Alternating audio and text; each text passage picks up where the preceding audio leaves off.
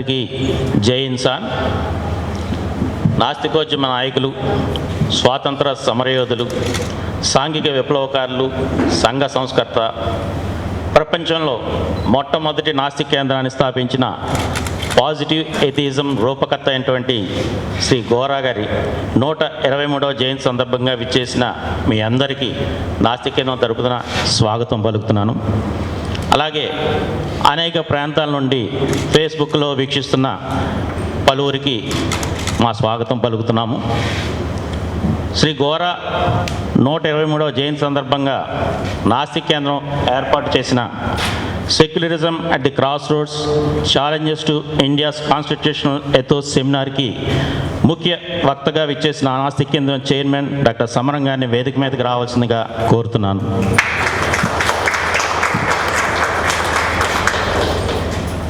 అలాగే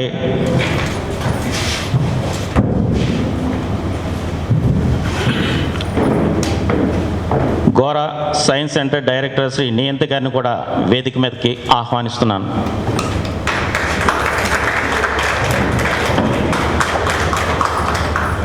నాస్తిక కేంద్రం సభ్యులు శ్రీమతి సకల, శ్రీమతి రశ్మి గారిని కూడా వేదిక మీదకి రావాల్సిందిగా కోరుతున్నాం.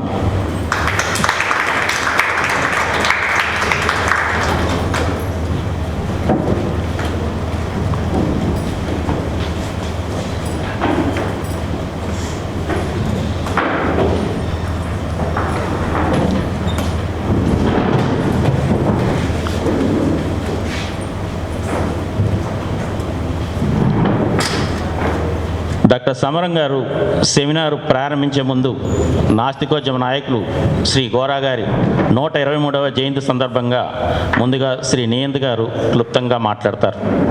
అందరికీ జై ఇన్సాన్.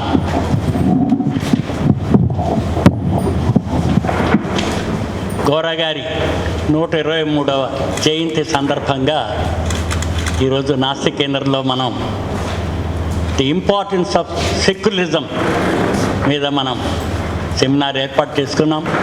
దీనికి ముఖ్య వక్త, చైర్మన్ ఎథిక్స్ సెంటర్ డాక్టర్ సమరం గారు, దాని తర్వాత సెక్యులరిజం మీద చెన్నుపాటి విద్య గారు పార్లమెంట్ మెంబర్గా ఉన్నప్పుడు పార్లమెంట్లో ప్రైవేట్ బిల్ ప్రవేశపెట్టారు. దాని గురించి రశ్మి గారు తెలియజేస్తారు. అంతేకాకుండా సెక్యులరిజం వాల్యూస్కి సంబంధించి గోరా గారు వారి జీవితంలో ఏ రకమైన కార్యక్రమాలు టేకప్ చేసి ఈ నాస్తిక జీవన విధానాన్ని రూపంలో ముందుకు తీసుకువెళ్ళారో దీన్ని శ్రీమతి సకల గారు తెలియజేస్తారు. ఈరోజు ఈ కార్యక్రమానికి వివిధ ప్రాంతాల్లో ఉన్న ఫేస్బుక్లో మనకి వ్యూ చేస్తున్న ప్రేక్షకులందరికీ కూడా ఆహ్వానం పలుకుతూ, గోరా అనేసరికల్లా ప్రపంచవ్యాప్తంగా ఒకప్పుడు ఆయనే కదండి దేవుడు లేదు అనే వ్యక్తి అంటుండేవారు. నిజమే, నాస్తికత్వం అంటే ఆస్తికత్వానికి వ్యతిరేకం. ఆస్తికత్వం అనేది దైవభావంతో సంబంధించిన ఎలాంటి కార్యక్రమాలైనా, అంటే మనం కులము, మతము, ఆచార వ్యవహారాలు ఇవన్నీ కూడా మనకి దైవభావంతో లింక్ అయి ఉన్నాయి. కాబట్టి అది ఏ మతమైనా సరే, హిందూ మతం కానీ, దాంతో క్రైస్తవ మతం కానీ, మహమ్మదీయతం కానీ, జుడాయిజం కానీ, ఇంకేదైనా అవనివ్వండి, ఆ పేరుతో చెప్పుకునేవన్నీ కూడా ఒక బానిస భావంతో అవి నిర్మింపబడి ఆచార వ్యవహారాలు రూపొందించి నడుపుతున్న వ్యవహారంలో మనకి గోరా గారు వారు 1902లో జన్మించారు. వారు పెరుగుతున్న సమయంలో యుక్త వయసు వచ్చేసరికల్లా ఈ ఆచార వ్యవహారాల్లో ఉండి మనిషిని ఎలా కుంగతీసేస్తోందో అవన్నీ ప్రత్యక్షంగా వారు చూడడం, అనుభవించడం చూస్తుండేసరికల్లా వారిలో స్వేచ్ఛ లేకుండా పోయింది. ఫ్రీ విల్, బానిస భావం బాగా ప్రచురిల్లి ఉంది. అందుచేత మానవ సమాజం అభివృద్ధి చెందట్లేదని చెప్పి వారు ఈ పాజిటివ్ ఎథిస్టిక్ కాన్సెప్ట్ చిన్నప్పటి నుంచే డెవలప్ చేసుకుంటూ వచ్చారు. థియిజంకి ఏ అంటే వ్యతిరేకం, ఎథియిజం అన్నది ఏంటంటే ఆ భావన. హిస్టారికల్గా కూడా చూసినట్లయితే చాలామంది నాకు తెలిసినంతవరకు గూగుల్లో చూస్తూ ఉంటే 30 శతాబ్దాల క్రితమే, అంటే సుమారుగా 3000 ఆ పై సంవత్సరాల క్రితమే మనం చూసినట్లయితే చాలా వరకు ఈ ఆచార వ్యవహారాల మీద రివోల్ట్ అయ్యారు, శాస్త్రీయ దృష్టి తీసుకొచ్చారు. ఏంటంటే ఏదైనా అభివృద్ధి చెందాలి అని అంటే శాస్త్రీయ దృక్పథం చాలా అవసరం. శాస్త్రీయ దృక్పథానికి రిలీజియస్ వే ఆఫ్ లైఫ్ చాలా వరకు హరిడలు అవుతుంది. అందుకని దాన్ని తొలగించడానికి గోరా గారు ఈ మూఢనమ్మకాలు తొలగించడంలో కానీ, సాంఘిక అసమానతలు అంటే మనం ఒక 100 సంవత్సరాల క్రితం చూసినట్లయితే ఈ దళితులు కానీ లేకపోతే హరిజనులను కానీ ఎలాగా నొక్కివేయబడి అభివృద్ధి చెందడానికి వీలు లేకుండా, దాని తర్వాత రిలీజియస్ వార్స్, ప్రాంతీయ వార్స్, ఇవన్నీ యుద్ధాలు జరుగుతూ ఉండి ఇవన్నీ సరికల్లా గోరా గారు ఈ పాజిటివ్ ఎథిస్టిక్ కాన్సెప్ట్ అల్టిమేట్గా మనకి ఇప్పుడు రోజుల్లో అంటే రిలీజియస్ సిస్టంతో చూసినప్పుడు అంటే ఏదైనా సరే దాంట్లో భావాల్లో రావాలి. అందుకని ప్రభుత్వాలు అనేది మతానికి సంబంధం లేదు, మతాతీత అభివృద్ధి కోసం కృషి చెయ్యాలి. కానీ ఈ మతాలని వెంటేసుకొచ్చినట్టయితే ఈ కులతత్వాలని పెంచేట్టుగా వాటి కార్యక్రమాలు ఉన్నట్లయితే కుదరదని చెప్పి గోరా గారు ఈ పాజిటివ్ ఎథిస్టిక్ కాన్సెప్ట్తో డెవలప్ చేశారు. దానికి ఈరోజు సమరం గారు మన కాన్స్టిట్యూషన్లోనే ఫండమెంటల్ రైట్ కింద ఈ సెక్యులరిస్టిక్ వాల్యూస్ మీద ఉంది. అందుకని ఈ రోజుల్లో మనం సెక్యులరిజం ఎట్ క్రాస్ రోడ్స్ అని చెప్పి చూస్తున్నాం.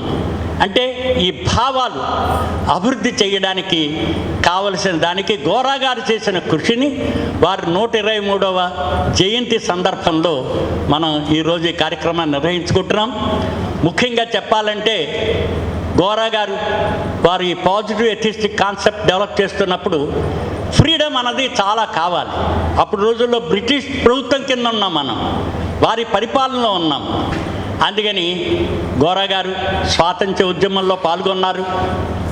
దాని తర్వాత గ్రామాల్లో ఉన్న ఈ మత నమ్మికలు, కుల వ్యవస్థలకి తీసేయడానికి, వాటిల్లో ఉండే అసమానతలు తొలగించడానికి చాలా కృషి చేశారు. ఈ కృషినంతటినీ ప్రపంచ ప్రఖ్యాతి గల మహాత్మా గాంధీ గోరా గారి దగ్గర పనిచేస్తున్న వర్కర్స్ ద్వారా తెలుసుకుని గోరా గారికి ఆహ్వానం పంపారు. మనం ఎందుకంటే మహాత్మా గాంధీ కూడా అందరూ అనుకున్నట్లుగా ఆయన అందుకనే నా రిలీజియన్ వేరున ఎలా బిహేవ్ చేస్తున్నాను అది చూడండి అన్నారు. కానీ అప్పుడు సత్యమే దైవం, దైవమే సత్యం అనే మాట్లాడి నుంచి గోరా గారు పూర్తి పాజిటివ్ ఎథిస్టిక్ కాన్సెప్ట్తో ఉన్నప్పుడు మహాత్మా గాంధీ సమాజంలో మార్పు తీసుకురావడానికి కృషి చేయడానికి గోరా గారి యొక్క సలహా సంప్రదింపులు చేశారు. అందుకని 1944 నుంచి 45 దాంతో వారు చనిపోయే వరకు 1948 జనవరి 30 వరకు కూడా చాలా వరకు తీసుకొచ్చారు. మనకి స్వాతంత్ర్యం వచ్చిన తర్వాత భారతదేశం, అఖండ భారతదేశం కలిసి ఉండేదాన్ని ఇండియా పాకిస్తాన్ కింద డివైడ్ చేస్తుంటే ఆయన వ్యతిరేకించారు. స్వాతంత్ర్య పోరాటంలో అందరూ పాల్గొన్నారు. కులాలు మతాలు ఏవి లేకుండా స్వేచ్ఛ తీసుకురావడానికని చాలా కృషి చేశారు. అలాంటి కృషిలో గాంధీ మహాత్ముడు స్వాతంత్ర్యం సంపాదించినప్పటికీ, ఎందుకంటే చాలామంది పిల్లలు చెప్తుంటారు మహాత్మా గాంధీ అంటే ఆయన కదండి స్వాతంత్ర్యం ఇచ్చారని, అంతవరకే అనుకుంటున్నారు. కానీ సమాజ పరివర్తనకి మహాత్మా గాంధీ గోరా గారితో చర్చించిన తర్వాత యాన్ ఎథిస్ట్ విత్ గాంధీ అనే పుస్తక రూపంలో కూడా వచ్చింది. అప్పుడు రోజుల్లో హిందూ ముస్లిం క్లాషెస్ జరుగుతూ ఉంటే ఆయన ఢిల్లీలో ఉండి చాలా వరకు చాలా బాధపడ్డారు.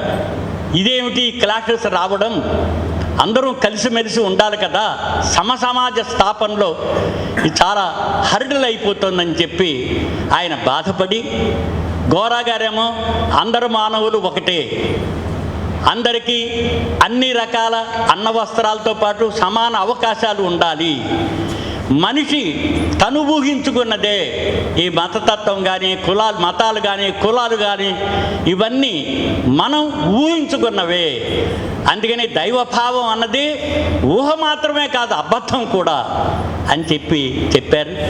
దాంతో మహాత్మా గాంధీ చివరి రోజుల్లో ఢిల్లీలో జరుగుతున్న హిందూ ముస్లిం క్లాషెస్కి ఆ సందర్భంలో పండిత్ సుందర్లాల్ అనే ఆయన వారితో కూడా గాంధీ అన్నారు, గోరా మే బీ రైట్ అని చెప్పి. అందుకని గోరా గారు ఎన్నోసార్లు అంటుండేవారు, మాతో అంటుండేవారు, గాంధీ కనుక ఇంకొద్ది కాలం బతికి ఉన్నట్లయితే ఆయన పూర్తిగా నాస్తికుడు అయిపోయి ఉండేవారని. నేను నాస్తికుడిని అని చెప్పి మహాత్మా గాంధీ చెప్పుకునేవారు. ప్రపంచం అంతా కూడా చాలా వరకు ఈ సెక్యులర్ భావాలతోటి మనకి అభివృద్ధి చెందడానికి అవకాశం వచ్చేది. ఈ రోజున ప్రపంచవ్యాప్తంగా గోరా గారు ప్రపోజ్ చేసిన పాజిటివ్ ఎథిజం అన్నది స్ప్రెడ్ అవుతూ ఉంది. నాకు వరుసనే ఈ 2-3 రోజుల్లోంచి చాలా కాల్స్ వచ్చాయి. మన ఇండియాలో ఉండే ఆర్గనైజేషన్స్ అందరూ ప్రతి వాళ్ళు కూడా ఈరోజు సేవాగ్రామ ఆశ్రమంలో నయీ తాలింలో శంషుద్దీన్ తంబోరి అనే ఆయన మహారాష్ట్రియన్ ముస్లిం, ఆయన మొన్న జనవరిలో కాన్ఫరెన్స్ కూడా వచ్చారు, ఆయన భార్య, వారు కూడా ఎథిస్ట్ కాన్ఫరెన్స్ అని పెట్టారు. దానికి నరేంద్ర నాయక్ ఫెరా అధ్యక్షులు ఈరోజు కార్యక్రమంలో పాల్గొన్నారు. వారి యొక్క విషెస్ కూడా మనకు అందజేస్తున్నారు. ఇక ఈ విషయాలన్నిటి మీద మేము కూడా డిస్కస్ చేస్తున్నాం అన్నారు. అలాగే తమిళనాడులో దిండిగల్లో జయగోపాల్ గారిని ఉన్నారు. వారు కూడా గోరా గారి పుస్తకాలన్నీ స్టడీ చేసి ప్రపంచానికి తెలియజేయాలి అని చెప్పి ఆయన, నేను గోరా గారి మీద ఒక డాక్యుమెంట్ తీయాలి ఇంకా బాగా తెలియడానికి అని చెప్పి వాళ్ళ ఉదయం కూడా నాకు మెసేజ్ పెట్టి, మన మిత్రులందరూ కూడా తెలియజేయండి ఇలాంటి తయారు చేస్తున్నామని. అంతేకాకుండా కర్ణాటకలో గోరా గారి పుస్తకాలన్నీ కూడా వివిధంగా ప్రచారంలోకి వెళ్ళాలని చెప్పి కన్నడలోకి ట్రాన్స్లేట్ చేస్తున్నారని నేను. ఎందుకంటే గోరా గారి యొక్క పాజిటివ్ ఎథిజమే నిలిచి ఉంటుంది అని. అలాగే జాన్ బండురాంట్ అని చెప్పి ఆవిడ Gandhi and the nuclear age అనే బుక్ రాస్తూ దానిలో ఒక చివరి చాప్టర్లో Gora is more nearer to the reality than Gandhi అని చెప్పి కూడా పెట్టారు వాళ్ళు. దాంట్లో చాలామంది ఇక్కడ మాకు యూనివర్సిటీస్ నుంచి స్టడీ వచ్చారు. హైడెల్బర్గ్ యూనివర్సిటీ నుంచి ప్రొఫెసర్ మూల్మెన్ అని కానీ, అలాగే ఈ రిలీజియస్ స్టడీస్ వీటి మీద ఇండాలజీ మీద స్టడీ చేస్తున్న వాళ్ళు అందరూ కూడా ఏం చెప్పారంటే గోరా గారి యొక్క ఆలోచనలు ముందుకు తీసుకెళ్ళడానికి ప్రపంచం అంతా ముందని. అలాగే మనం ఇప్పుడు రోజుల్లో వచ్చిన గూగుల్లో కనుక సెర్చ్ చేస్తూ ఉంటే చాలా దేశాలలో 70% పైగా నాన్ బిలీవర్స్ ఉన్నారు. మాకు ఏ రిలీజియన్ మీద నమ్మకం లేదు, we are all humanist, secularist, free thinkers, ఏ పేరైనా చెప్పనివ్వండి, కానీ మార్పు భావాలతో ముందుకు వెళుతోంది. అందుకని గోరా గారు వారు ఏదైతే సమాజం కోసం కృషి చేశారో చాలా ఆస్పెక్ట్స్ ఉన్నాయి, అన్ని ఆస్పెక్ట్స్, ఆర్థికంగా, రాజకీయంగా, సాంఘికంగా, దాని తర్వాత వీటన్నిటిలో కూడా అన్నమాట. ఆ మధ్య 3 years క్రితం విద్యార్థులకు మేము ఆచార వ్యవహారాలు మూఢనమ్మకాలుగా మారాయని ఎస్ఏ కాంపిటీషన్ ఇస్తే టు అవర్ సర్ప్రైజ్ 1500 మంది యూత్ పాల్గొన్నారు. అది అచీవ్మెంట్ అనిపించింది. ఎందుకంటే వాళ్ళంతా ఎక్స్ప్రెస్ చేసిన భావాలు చూసినట్లయితే ముందు మనలో పరివర్తన రావాలి. మనం will discuss with our friends and parents in the family, అలాగే టీచర్స్, ఇన్స్టిట్యూషన్స్, గవర్నమెంట్, వీటిలన్నిటి పెట్టారు. అన్నని ఈ భావాలు అభివృద్ధి చెందాలంటే ఎడ్యుకేషన్ అన్నది చాలా ముఖ్యం. ఈ భావాలతో ప్రపంచవ్యాప్తంగా యూనివర్సిటీస్ కూడా ముందుకు వస్తున్నాయి. అవన్నీ కూడా మార్భావాలతో తీసుకురావడానికి వీలుగా ఉంటుంది. అందుకని ఈనాటి మేజర్ సబ్జెక్ట్ మనం తీసుకున్నది డాక్టర్ సమరం గారు క్షుణ్ణంగా దాని గురించి డీల్ చేస్తున్నారు. ఈ secularism at cross roads challenges to India's constitutional ethos అని, అంటే వాటిని మనం ఏ రకంగా చేయాలని చెప్పి ఈ సమావేశానికి డాక్టర్ సమరం గారు అధ్యక్షత వహిస్తున్నారు. వారిని తదుపరి కార్యక్రమం నిర్వహించవలసిందిగా కోరుతున్నాను. నియంత గారు గోరా గారి జయంతికి పురస్కరించుకుని గోరా గారి గురించి చాలా స్పష్టంగా తెలియజేశారు. గోరా గారి ఫాలని అలాగే వేదిక నుంచి అలంకరించినటువంటి రష్మి గారికి, సకల్ గారికి, అలాగే వేదిక ముందు ఉన్నటువంటి ప్రముఖులు డాక్టర్ ఎంసి దాస్ గారు, ఆయన చాలా అభ్యుదయపరగాల మనిషి, వారికి, అలాగే అభ్యుదయవాది జయరాజు గారికి, మన ఆజం గారు, ఆయన ఒక రకంగా చెప్పాలంటే ఒకసారి విప్లవకారులైన రాజం గారు, అలాగే దిలీప్ గారు,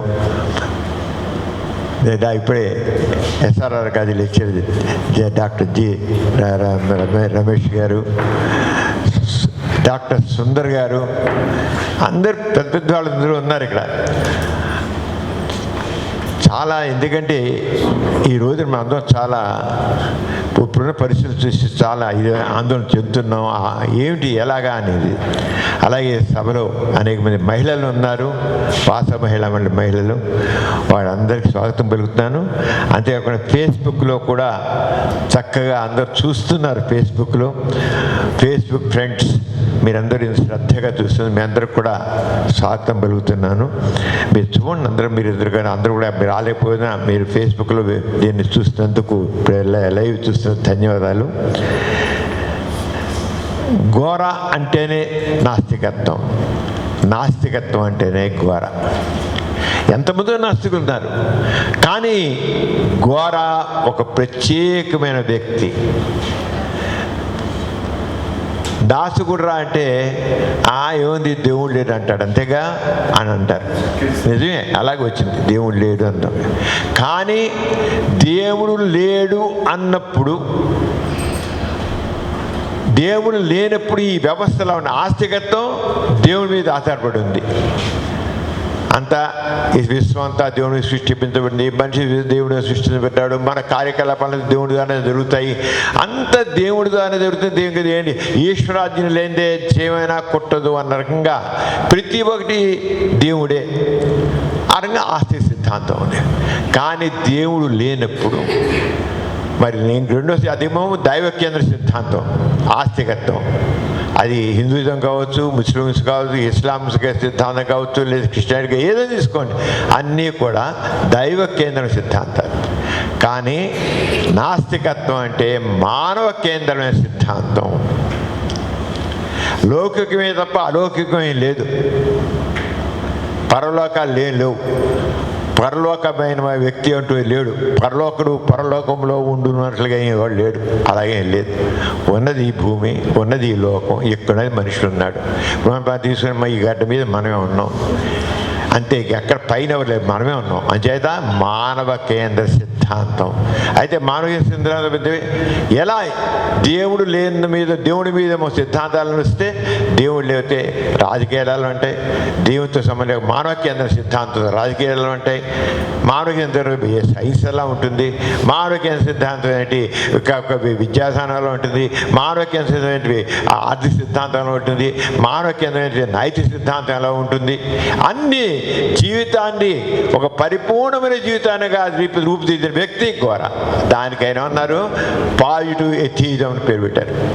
దైవ కేంద్ర సిద్ధాంతం ఆస్తికత్వం అయితే, మానవ కేంద్ర సిద్ధాంతం నాస్తికత్వం అని ఒక పరిపూర్ణ రూపం. ప్రపంచంలో మొట్టమొదటి నాస్తికత్వానికి పరిపూర్ణమైన రూపం ఇచ్చి అదొక జీవిత విధానంగా చేసి అది ఆచరణప్రాయంగా రుజువు చేసినట్టు మహానుభావుడు ఘోర.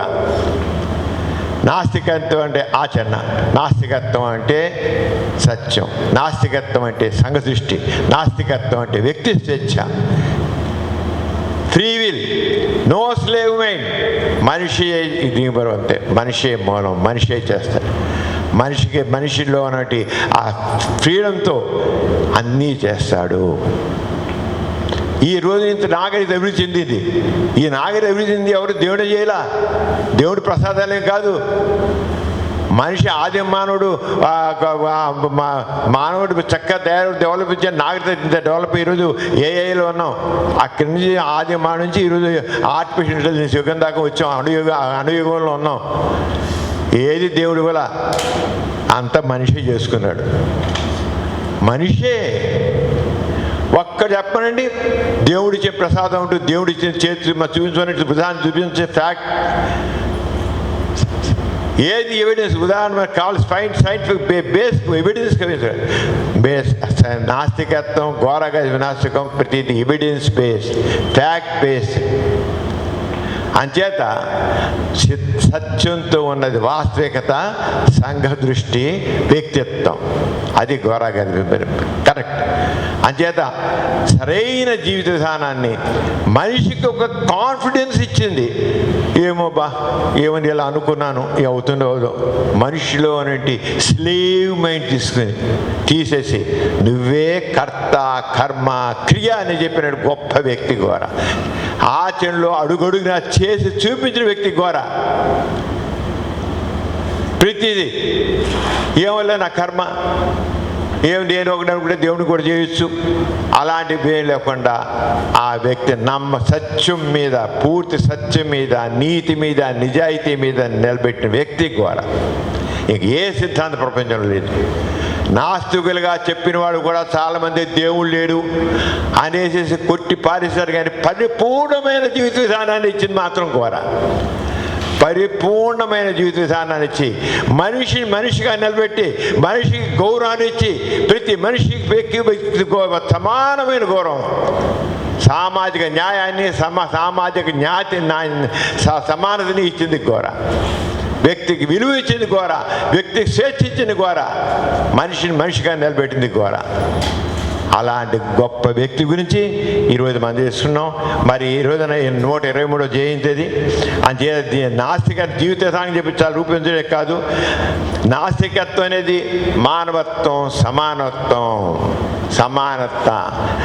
అంచేత ఆ దాంట్లో ఆయన అందరూ సమానమే. వాళ్ళు ఎక్కువ లేదు, దేవుడు లేదు పెద్ద, ఇంకోడు గొప్పడు, మానవులంతా ఒక్కటే. అందుకని జై ఇన్సాన్ అని ఘోరగా నినాదించారు. ఏంటి ఇన్సాన్ అంటే మనిషి. ఆ మనిషి కూడా మామూలుగా మానవత్వంతో కూడిన మనిషి. ప్రతి వ్యక్తి మానవత్వంతో ఉండాలి, మానవ సంబంధాలన్నీ మానవత్వంతో ఉండాలి. ఆ రకంగా ఆ చేసిన జై ఇన్సాన్ నినాదం కూడా అలాంటి వ్యక్తికి ఇదని. సెక్యులరిజం, ఈ రోజున సెక్యులరిజం మీద మనం సెమినార్ పెట్టుకున్నాం. సెక్యులరిజం అంటేనే మీకు ఎందుకు నిజంగా మరి ఇప్పుడు ఏదో చూద్దాం, సెక్యులరిజం మన కాన్స్టిట్యూషన్ సెక్యులరిజం కరెక్టే. అసలు సెక్యులరిజం ఏదైతే సెక్యులరిజం వర్డ్ మనం యూజ్ చేస్తున్నామో ఆ సెక్యులరిజం పూర్తిగా నాస్తిక దృక్పథంతో ఉన్నది, మానవత్వంతో ఉన్నది. అది మీకు మీ ముందు పెట్టదలుచుకున్నాను. సెక్యులరిజం చాలా ఏంటి, సెక్యులరిజం అంటే ఏంటి? ఎవరు ఇష్టపడు, ఒకడేమో మాకు ఫలానా దేవుడి పార్టీ మాది, మాకు ఫలానా మతం పార్టీ మాది అని చెప్పుకునే పద్ధతిలో సెక్యులరిజం అనుకుంటున్నారు. కానీ కాదు, ఎట్టి బస్సులో కాదు. ఈ రాజకీయ పార్టీలు వాళ్ళ ఓట్ల కోసమని ఈ సెక్యులరిజం పదాన్ని వాళ్ళు ఇష్టం వచ్చిన వాడుకున్నారు. అది అంతా యూట్యూబ్ నుంచి చూపించదలుచుకున్నాను, బయలు చేయదలుచుకున్నాను. వీళ్ళందరూ చేసిన ఆహారాలంతా దేవుని పేరు చెప్పి కేంద్ర దైవ మందిరాలు కట్టించి దేవుడితో మతాన్ని పెట్టి మనుషుని విడదీసి వాళ్ళ స్వార్థం కోసం, వాళ్ళ అధికారం కోసం, వాళ్ళ పీఠం కోసం ఈ సెక్యులరిజం దాన్ని వాళ్ళు ఇష్టం మాట్లాడుకున్నారు. పేరు మాత్రం సెక్యులరిజం, చేసేదంతా మత రాజకీయం. అసలు సెక్యులరిజం కాదు అది. ఏదైతే ఈ రోజున ఈ రాజకీయ నాయకులు మాట్లాడుతున్నారో అది సెక్యులరిజం కాదు. అంచేత అది సెక్యులరిజం అంటే ఒక రకంగా చెప్పాలంటే సెక్యులరిజం అంటే నాస్తికత్వం, నాస్తికత్వం అంటే సెక్యులరిజం ఒక ముఖంగా. ఎందుకు అంటే సెక్యులరిజంలో మానవత్వం, మనిషి విలువ అంతకంటే. అంచేత దీన్ని అసలు యాక్చువల్ చెప్పాలంటే మన భారతదేశంలో అండి మొదటి నుంచి మన భారతీయ సంస్కృతి మాత్రం చెప్పాలంటే తర్వాత చెడిపోయింది. భారతీయ సంస్కృతి మాత్రం చాలా వరకు లౌకికమైంది. మన భారతీయ సంప్రదాయం, భారతీయ మతాలు తీసేయండి కదా, కానీ మన సంస్కృతి, మన భారతీయ సంస్కృతి మాత్రం చాలా వరకు అంతా కూడా లౌకికవాదంతోనే ఉంది. అది మాకు ఎందుకంటే అందరూ చక్కగా ఇక్కడ ఎన్ని కులాల వాళ్ళు ఉన్నా, ఎన్ని మంతులు మతాల వాళ్ళు ఉన్నా, ఎన్ని జాతుల వాళ్ళు ఉన్నా మనం కలిసిమెలిసి ఉన్నాం. మనం అరంగా భారతీయులుగా గర్వించాలి, మన భార్య గర్వించాలి. మన విధంగా నేను మన సాంప్రదాయాలు కానీ మన మనుషులు చక్క ఎంతమంది మహమ్మదీయులు మనం దాడి చేసినా, బ్రిటిష్లు మనం తుక్కు పెట్టినా, ఇంకోటి వే చేసినా వాళ్ళందరితో మనం మంచిగానే ఉన్నాం. వాళ్ళు అయితే మన బానిస ప్రభుత్వం అణిగిబడి ఉన్నాం కానీ అందరినీ కలుపుకుంటూనే బతికమంటారు. అది గొప్ప విశేషం మన భారతీయ సంస్కృతిలో. అందుకని చార్వాక నుంచి గోరా వరకు అందరూ కూడా చాలా వరకు అందరూ సహాయం చేసుకుంటూ, సర్దుబాటు చేసుకుంటూ మానవత్వంతో వచ్చే మన భారతీయ సంస్కృతి అంటే మళ్ళీ ఏ మతాన్ని తీసుకురావట్లేదు. మతం మళ్ళీ హిందూ మతం ఉంది, మహమ్మదీయ మతం ఉంది, మతం కాదు. భారతీయులుగా మన కుటుంబ వ్యవస్థ, మన మానవ సంబంధాలు మన సంస్కృతిలో ఆ రంగం ఒకటి చెప్పాలంటే లౌకికవాదంతోనే ఉంది చాలా. కానీ ఇప్పుడు దాన్ని కంపు చేసి పెంట చేసి దాన్ని మనుషుల మధ్య మానవత్వాన్ని పోగొట్టి మనుషుల మానహోమం తెచ్చిపెడుతున్నారు. అది మనం ఖండించాల్సిన అవసరం ఉంది. మతాలు రెచ్చగొడుతున్నారు ఓట్ల కోసం, రాజకీయాల కోసం రెచ్చగొడుతున్నారు. అది మాత్రం జాతీయ ఉద్యమం జరిగింది. అప్పుడు ఎవరికండి ఏ పార్టీ ఉందండి, ఏ మతం వచ్చిందంటే జాతీయ ఉద్యమంలో మా భారతీయులు ఒకటే అన్నాం చెప్పడం జరిగింది. 51AH ఆర్టికల్లో డెవలప్ ది సైంటిఫిక్ టెంపర్, శాస్త్రీయ దృక్పథాన్ని పెంపొందించాలి. This is fundamental duty of the each individual. Develop the scientific temper, humanism అంటే మానవత్వం, and the spirit of enquiry. ఇది అవునా సత్యమా కాదా, ఇది కరెక్ట్ అవునా కాదా అనేది పరిశీలన దృష్టిని, ప్రశ్నించే తత్వాన్ని, పరిశీలించే తత్వాన్ని, పరీక్షించే తత్వాన్ని డెవలప్ చెయ్యి. అండ్ రిఫార్మ్, మార్పు చెయ్యి. అది fundamental duty of each individual of the Indian. మనం చేద్దామంటే ఊరుకుంటారా, తీసుకెళ్ళి ఇప్పుడు బొక్కలో పారేస్తున్నారు. I want to examine. I don't believe. I condemn. 51AHకి ప్రకారంగా ఇది రాంగ్గా ఉంది. నేను ప్రశ్నించనివ్వట్లేదు, నన్ను పరిశీలించనివ్వట్లేదు. డెవలప్ ది సైంటిఫిక్, ఇది కాన్స్టిట్యూషన్లో ఉన్నది. Develop the scientific temper, humanism and the spirit of enquiry and reform కూడా ఉందండి. మార్పు చేయి, ఊరు చేసి కాదు, మార్పు చెయ్యి. That is each every individuals duty. This is atheism. కానీ అలాగే మనకి ప్రియాంబుల్ ఉంది. ప్రియాంబుల్ మన వాళ్ళ మామూలు ఆస్తి ఆత్మ అంటారు, అంటే మెయిన్గా కాల్సింది. దాంట్లో ప్రియాంబుల్ ఏం చేసే ప్రియాంబుల్ ఇండియన్ కాన్స్టిట్యూషన్లో దాంట్లో భారత ప్రజలందరూ కలిసి చేసింది ఇది sovereign, socialist, secular, democratic republic మంది. ఇంత it AIIMS to secure justice, social, economic and political. Justice, న్యాయం, సెక్యూర్ జస్టిస్ అనే సామాజిక న్యాయం కావాలి, ఆర్థిక న్యాయం కావాలి, రాజకీయ న్యాయం కావాలి. దీని ప్రకారం మొత్తం కాన్స్టిట్యూషన్ అంతా ప్రియాంబుల్ అనేది మొత్తం దానికి అలాగే Liberty of thought, expression, belief, faith and worship. మన భావాన్ని స్పష్టంగా చెప్పనివ్వాలి. ఇవాళ నేను ఇక్కడ మాట్లాడితే రోడ్డుకి మీద వెళ్ళి మాట్లాడితే నేను తీసుకుని బొక్కలో బారేస్తాను. Equality of status and opportunity all in fraternity for all its citizens while assuring the dignity of the individual and the unity of the nation. ఇదిగా మన కాన్స్టిట్యూషన్ ఉందండి. వేర్ వి ఆర్, ఎందుకు వాళ్ళ మనం ఈ పెట్టుకోవాల్సి వచ్చింది అంటే క్రాస్ రోడ్స్ సెక్యులరిజం అయింది. క్రాస్ రోడ్స్ అని ఎందుకు చెప్పాల్సి వచ్చిందంటే దీన్ని మనం ఎలాగ ఆవేదనలు మనం, అభ్యుదవేదలు మనం, నాసికులు మనం, మానవ మనం దీనికి తప్పకుండా నడుం బిగించకపోతే మతవాదం వెర్రి తల్లిసి విషనాగులాగా మనకు కాటేస్తుంది. అంచేత అలాగే విద్యాసంస్థ ప్రభుత్వ నిధులు వినియోగం చెప్పే కదా, ఆలయాలు, మసీదులు, చర్చ నిర్మాణం లేదా మరో నిధులు కేటాయించి ఉంటుంది. యాత్రల కోసం సబ్సిడీ ఎన్ని వేయలేదు. వీళ్ళు చేసే తప్పుల కోసం వీళ్ళు పెద్ద పెద్ద తప్పులు చేస్తారు. అంతే చిన్న చిన్న తప్పులు మీరు వెళ్తారా, హజార్ తిరిగి వెళ్తారా, మీకు డబ్బులు ఇస్తానండి. ఇక్కడ చేసే పెద్ద పెద్ద వాటి కోసమని చిన్న చిన్న వాటికి హజాత్రి విమాన సౌకర్యం కలిసినాలని ఫ్రీగా మీకు కన్సెషన్ ఇస్తున్నాం, ఇచ్చేస్తున్నాం, అది చేస్తున్నామని చేస్తున్నాం. ఇదంతా కూడా ఇదే. అలాగే రకరకాల మత సదస్సులు పెట్టడం ఇవన్నీ కూడా తప్పే. అంచేత అంతర్గత అండి మన ప్రజాస్వామ్యం, మన సెక్యులర్ స్టేట్లో ఫ్రీగా మాట్లాడే అవకాశం ఉంది. కానీ తెలుసా తెలియదా మీకు, డాక్టర్ నరేంద్ర దబోల్కర్, గోవింద్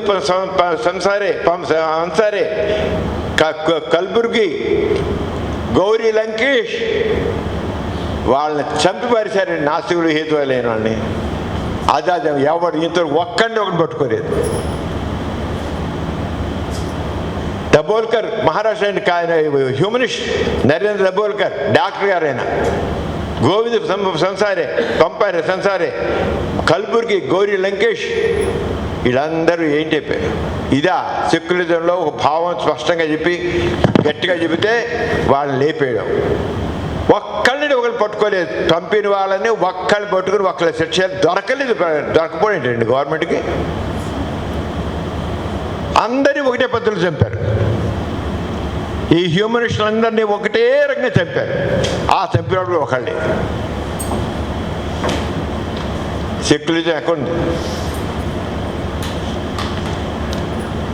అంచేత ఈ రంగం మత ఇంటర్ప్రిటేషన్లో అత్యంత ఆందోళనకరంగా ఉన్న విషయం. ఇక తర్కం చెప్పడమే నేరం అవుతున్న స్థితి ఇది. అంటే చట్టాల్లో మత ప్రభావం లేకుండా సెక్యులర్ ప్రభుత్వం పౌరుల మతం ఆధారంగా వేరు చట్టాలు ఎందుకు కావాలి? ఈ రంగా చేసి మనం ముఖ్యంగా అందరికీ నేను మళ్ళీ అప్పీల్ చేస్తున్నాను, నాస్తికులు, హేతువాదులు, భౌతికవాదులు, అభ్యుదవాదులు అందరూ కూడా సెక్యులరిజం గురించి పట్టించుకోవాలి. ఊరుకుంటే మతవాదులు రాజకీయాన్ని వాళ్ళ తీసుకుని ప్రభుత్వ అధికారాన్ని చేతులు పెట్టుకుని వాళ్ళు పోలీసుల వ్యవస్థ చేతిలో ఉంది. చివరికి న్యాయ వ్యవస్థ కూడా వాళ్ళ చేతిలో విచిత్రపోతారు. మీరు ఆశ్చర్యపోతారు. న్యాయ వ్యవస్థ కూడా చివరికి రేపు 23వ తారీఖున సత్యబాబు గారి జయంతిని మొత్తం ఆంధ్రప్రదేశ్ అంతా కూడా ప్రభుత్వ పరంగా నడుపుతున్నారు. సత్యబాబు గారు బాగా చేశారు కాదు, ఆయన సమాజం చాలా చేశాడు. హాస్పిటల్స్ పెట్టారు, విద్యాలయాలు పెట్టాడు, 3 జిల్లాలకి నీరు అందించాడు. ఆయన సమాజం ఆయనే చెప్పేవాడు, మీరు నేను అందరం చేయాల్సింది. నాస్తిక కేంద్రం ఎంతో చేసింది, చెప్పలేని చేసింది. నాస్తిక సత్యసాయి కంటే ఎక్కువ చేసింది నాస్తిక కేంద్రం. 5-4 గ్రామాల్లో విలేజ్ డెవలప్మెంట్ చేసాం. అక్కడేమో తెలంగాణలో అనేక 50 లంబాడి తండాల్లో ఆరోగ్య సంబంధించిన, విద్యా సంబంధించిన, సమాజం ఎన్నో కార్యక్రమాలు చేసాం. మనం చేయనంటూ లేదు. సత్యబాబు గారు చేసిన ఈ కార్యక్రమాలకి ప్రభుత్వ పరంగా ఆయన ఒక పక్క మళ్ళీ దైవాంశ సముద్రాలుగా ఇచ్చాడు. ఆయన కేవలం సమాజ సేవకు చేసినంత కానీ మతపరంగా దైవ సముద్రంగా నాలో మహిమలు ఉన్నా చెప్పి ఆయన మామూలు చీప్ రోడ్డు పక్కన చేసి చీప్ గాడిని చేసి ఉంగరాలు ఇచ్చి విభూతి ఇచ్చి చేతులు పట్టేవని ఇచ్చి పెద్ద దైవ మహాత్యాలు గారి వ్యక్తిగా చేసి ఆయన్ని ఒక వివాదాస్పద వ్యక్తికి ప్రభుత్వ పరంగా చేయడం అనేది తప్పు. ఆలోచన చేసుకోండి, సత్యవ భక్తులు చేసుకోండి మన సెక్యులర్ స్టేట్లో. దీనికి నాని వెంకటసుబ్బయ్య గారు హేతువా సంఘం ఆయన ఒంగోలు అయిన హైకోర్టులో పిల్లేస్తే సత్యసాయిబాబు గారు ఇంత సర్వీస్ చేశాడు, ఆయనకు పూజ చేసి నువ్వేంటి అడ్డు వస్తావు, నువ్వు ఇంకెక్కువ మాట్లాడావా, ఈ డబ్బులన్నీ మొత్తం ఈ ప్రభుత్వం ఈ రోజున హైకోర్టులో చర్చకైన డబ్బులన్నీ నువ్వు కట్టాలి అన్నాడు. ఇదండి ఎవరు కాదట్లా సత్యబాబు గారు చేసిన అభిప్రాయం. కానీ వివాదాస్పద వ్యక్తికి ప్రభుత్వ పరంగా చేయడం తప్పు. అంటే ఈ సెక్యులరిజం యొక్క ధోరణిని తప్పు మార్గాన పట్టించి ప్రజలందరూ కూడా తప్పు అర్థం వచ్చేది చేసి ప్రజలు కూడా తప్పు అర్థం వచ్చేది చేస్తున్నారు సెక్యులరిజం గురించి. సెక్యులరిజం అంటే హ్యూమనిజం, సెక్యులరిజం అంటే ఈక్వాలిటీ, అది తీసేసి ఒక మతాన్ని తీసుకొస్తే చాలా రాంగ్. అంచేత ఇప్పుడు మన దాంట్లో secularism at the cross roads challenge to Indian constitution ethos అంటే ఐడియాస్.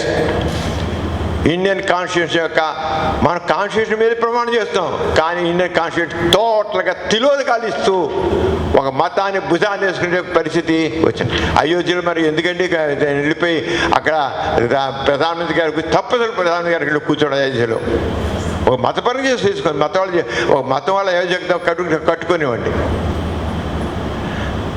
భారత నాథ సమాజం విశాఖపట్నం వాళ్ళు ఒక మత సెక్యులర్ స్టేట్లో ప్రభుత్వపరంగా జరిగే కార్యకలాపాల్లో పురోహితులు కొబ్బరికాయలు కొట్టాలు ఇవి మందటంతాలు పనికిరావు అని నేను పిల్లేస్తే హైకోర్టు పిల్లేస్తే హైకోర్టు ఏం చెప్పింది, ఏమయ్యా కరెక్టే, నీకు ఎక్కడ కాన్స్టిట్యూషన్లో పూజలు చేయొద్దని కానీ కొబ్బరికాయలు కొట్టద్దు కానీ అక్కడ రాసుందా?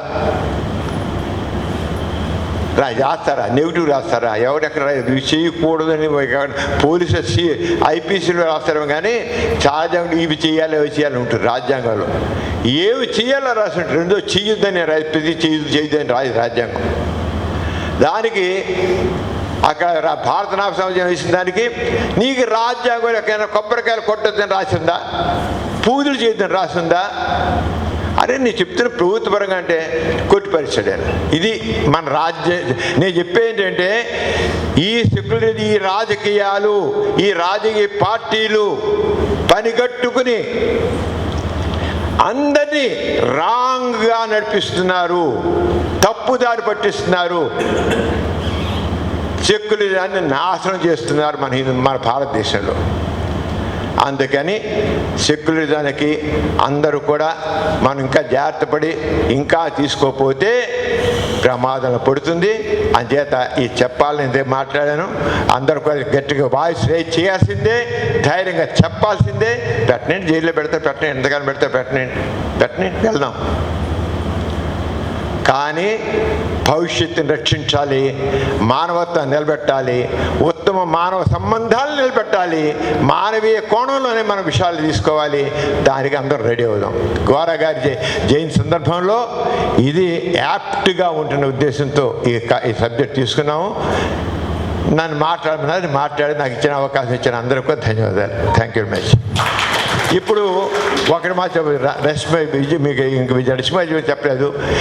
సెక్యులరిజం మీద అలాగే మతాలకు సంబంధించిన విషయాల మీద చెన్నుపాటి విజయ్ గారు పార్లమెంట్ మెంబర్గా ఉన్నప్పుడు ప్రైవేట్ బిల్ ప్రవేశపెట్టారు. ప్రవేశపెట్టి శుక్రవారం మీద ముందు 2 గంటలు అన్నారు పార్లమెంట్లో. 2 గంటల 4 గంటలు టైం ఇచ్చారు విద్య గారికి. అలాగే మతపరమైన పండుగలు నేను మాట్లాడే విషయాల మీద బిల్ పెట్టారు. 2 సార్లు ప్రయత్నించారు. చాలా డిస్కషన్ జరిగితే చాలా బాగా జరిగింది. కానీ ప్రైవేట్ బిల్లు కనుక దాన్ని ఏం చేయకుండా వదిలేశారు. వాళ్ళు చేయకుండా ఎట్లా కాన్స్టిట్యూషన్ ఉంది, వాళ్ళు ఎలా చెప్పేశారు, చివరికి ఎలా తప్పించుకున్నారంటే మన ఇండియన్ కాన్స్టిట్యూషన్లు ఇవన్నీ ఉన్నాయి కదా అని వేసేసి అమలుపరచవచ్చు అని చెప్పేసి తోసారు. కానీ విద్య గారికి ముందు, విద్య గారికి తర్వాత ఎవరు కూడా ఆ రంగా చేయలేకపోయారు. నాస్తికులు కనుక చేయగలిగారు ధైర్యంగా. నేను ఖచ్చితంగా చెప్తాను, విద్య గారు ఏం చేశారో, పార్లమెంట్ ఏ బిల్లు పెట్టారో, ఏం మాట్లాడారో రష్మిగా తెలియజేస్తారు. మన చట్టాల్లో ఏముంది, మన కాన్స్టిట్యూషన్లో ఏముంది, మనం ఎలా ప్రవర్తిస్తున్నాము, దీనిలో మనలో ఇంకా ఎలాంటి మార్పులు వస్తే సమాజం ప్రతి వాళ్ళు మానవులంతా ఒక్కటే అని గౌరవ్ గారి నినాదం. అది మనం ప్రూవ్ చేయాలి అంటే కనుక ప్రతి ఒక్కరు ఈ విషయాలన్నీ తెలుసుకోవాలి, డిస్కస్ చేయాలి. అప్పుడు మనకి ప్రతి విషయం మీద ఒక అవగాహన అనేది ఎప్పుడైతే ఉంటుందో అప్పుడు మనకి ఇంకా ముందుకు వెళ్ళడానికి అవకాశం వస్తుంది. ఇప్పుడే సమరం గారు చెప్పిన దాంట్లో గౌరవ్ గారు మా తాతగారు, మా అమ్మగారు పార్లమెంట్ మెంబర్గా 2 సార్లు ఎన్నికయ్యారు. ఎప్పుడైనా దేశంలో ఏదైనా మార్పు తేవాలి అంటే అది చట్టం రావాల్సింది పార్లమెంట్లో.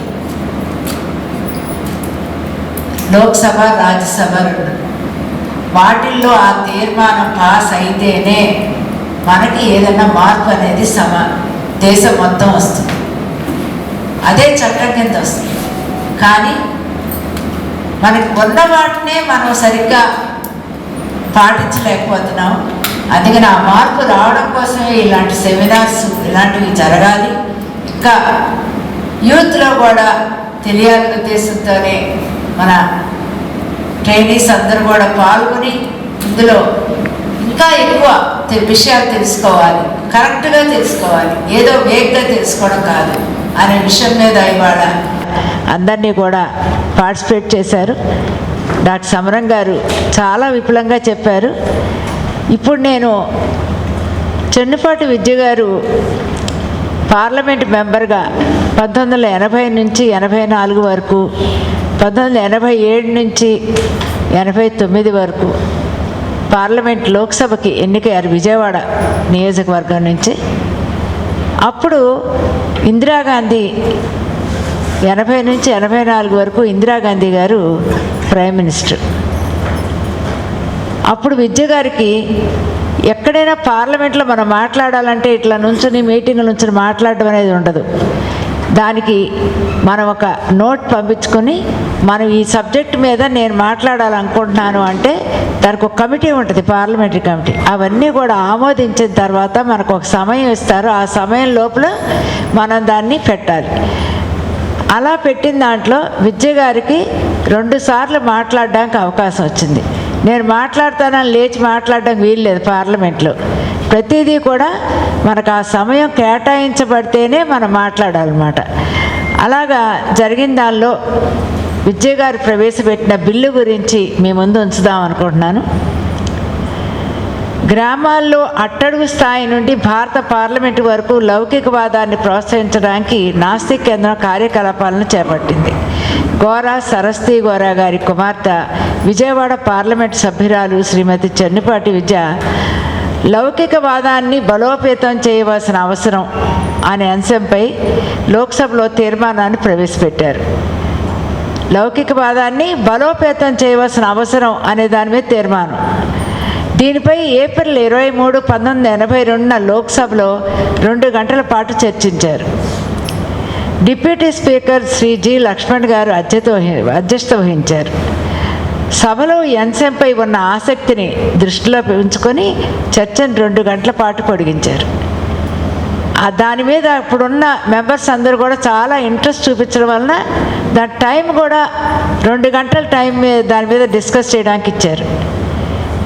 ఆ తీర్మానం యొక్క పాఠ్యాంశం ఏమిటి అంటే, మన రాజ్యాంగం యొక్క లౌకిక స్వభావాన్ని మరియు లౌకికవాదం మన జాతీయ విధానం యొక్క ప్రాథమిక సూత్రాల్లో ఒకటి అనే వాస్తవాన్ని దృష్టిలో ఉంచుకొని ప్రభుత్వం ఈ కింది చర్యలను వెంటనే తీసుకోవాలి అని సభ సిఫార్సు చేసింది.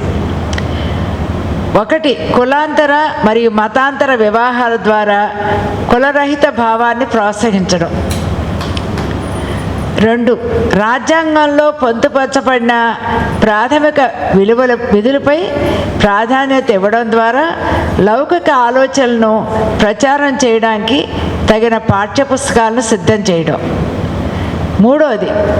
ప్రభుత్వ మరియు ప్రభుత్వ రంగ సంస్థల్లో పనిచేసే ఉద్యోగుల్లో లౌకిక దృక్పథాన్ని ప్రోత్సహించడం, తద్వారా ప్రజల్లో జాతీయ సోదరభావం మరియు మానవ గౌరవభావాన్ని పెంపొందించడం.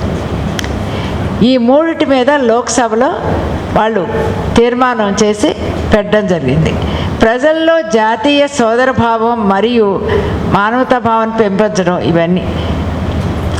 లోక్సభలో తీర్మానాన్ని ప్రవేశపెట్టిన శ్రీమతి విద్య, జాతీయవాదం ప్రజాస్వామ్యంతో సన్నిహితంగా ముడిపడి ఉన్న 19వ శతాబ్దంలో భారతదేశంలో లౌకికవాదం యొక్క చారిత్రక ప్రాముఖ్యతను వివరించారు.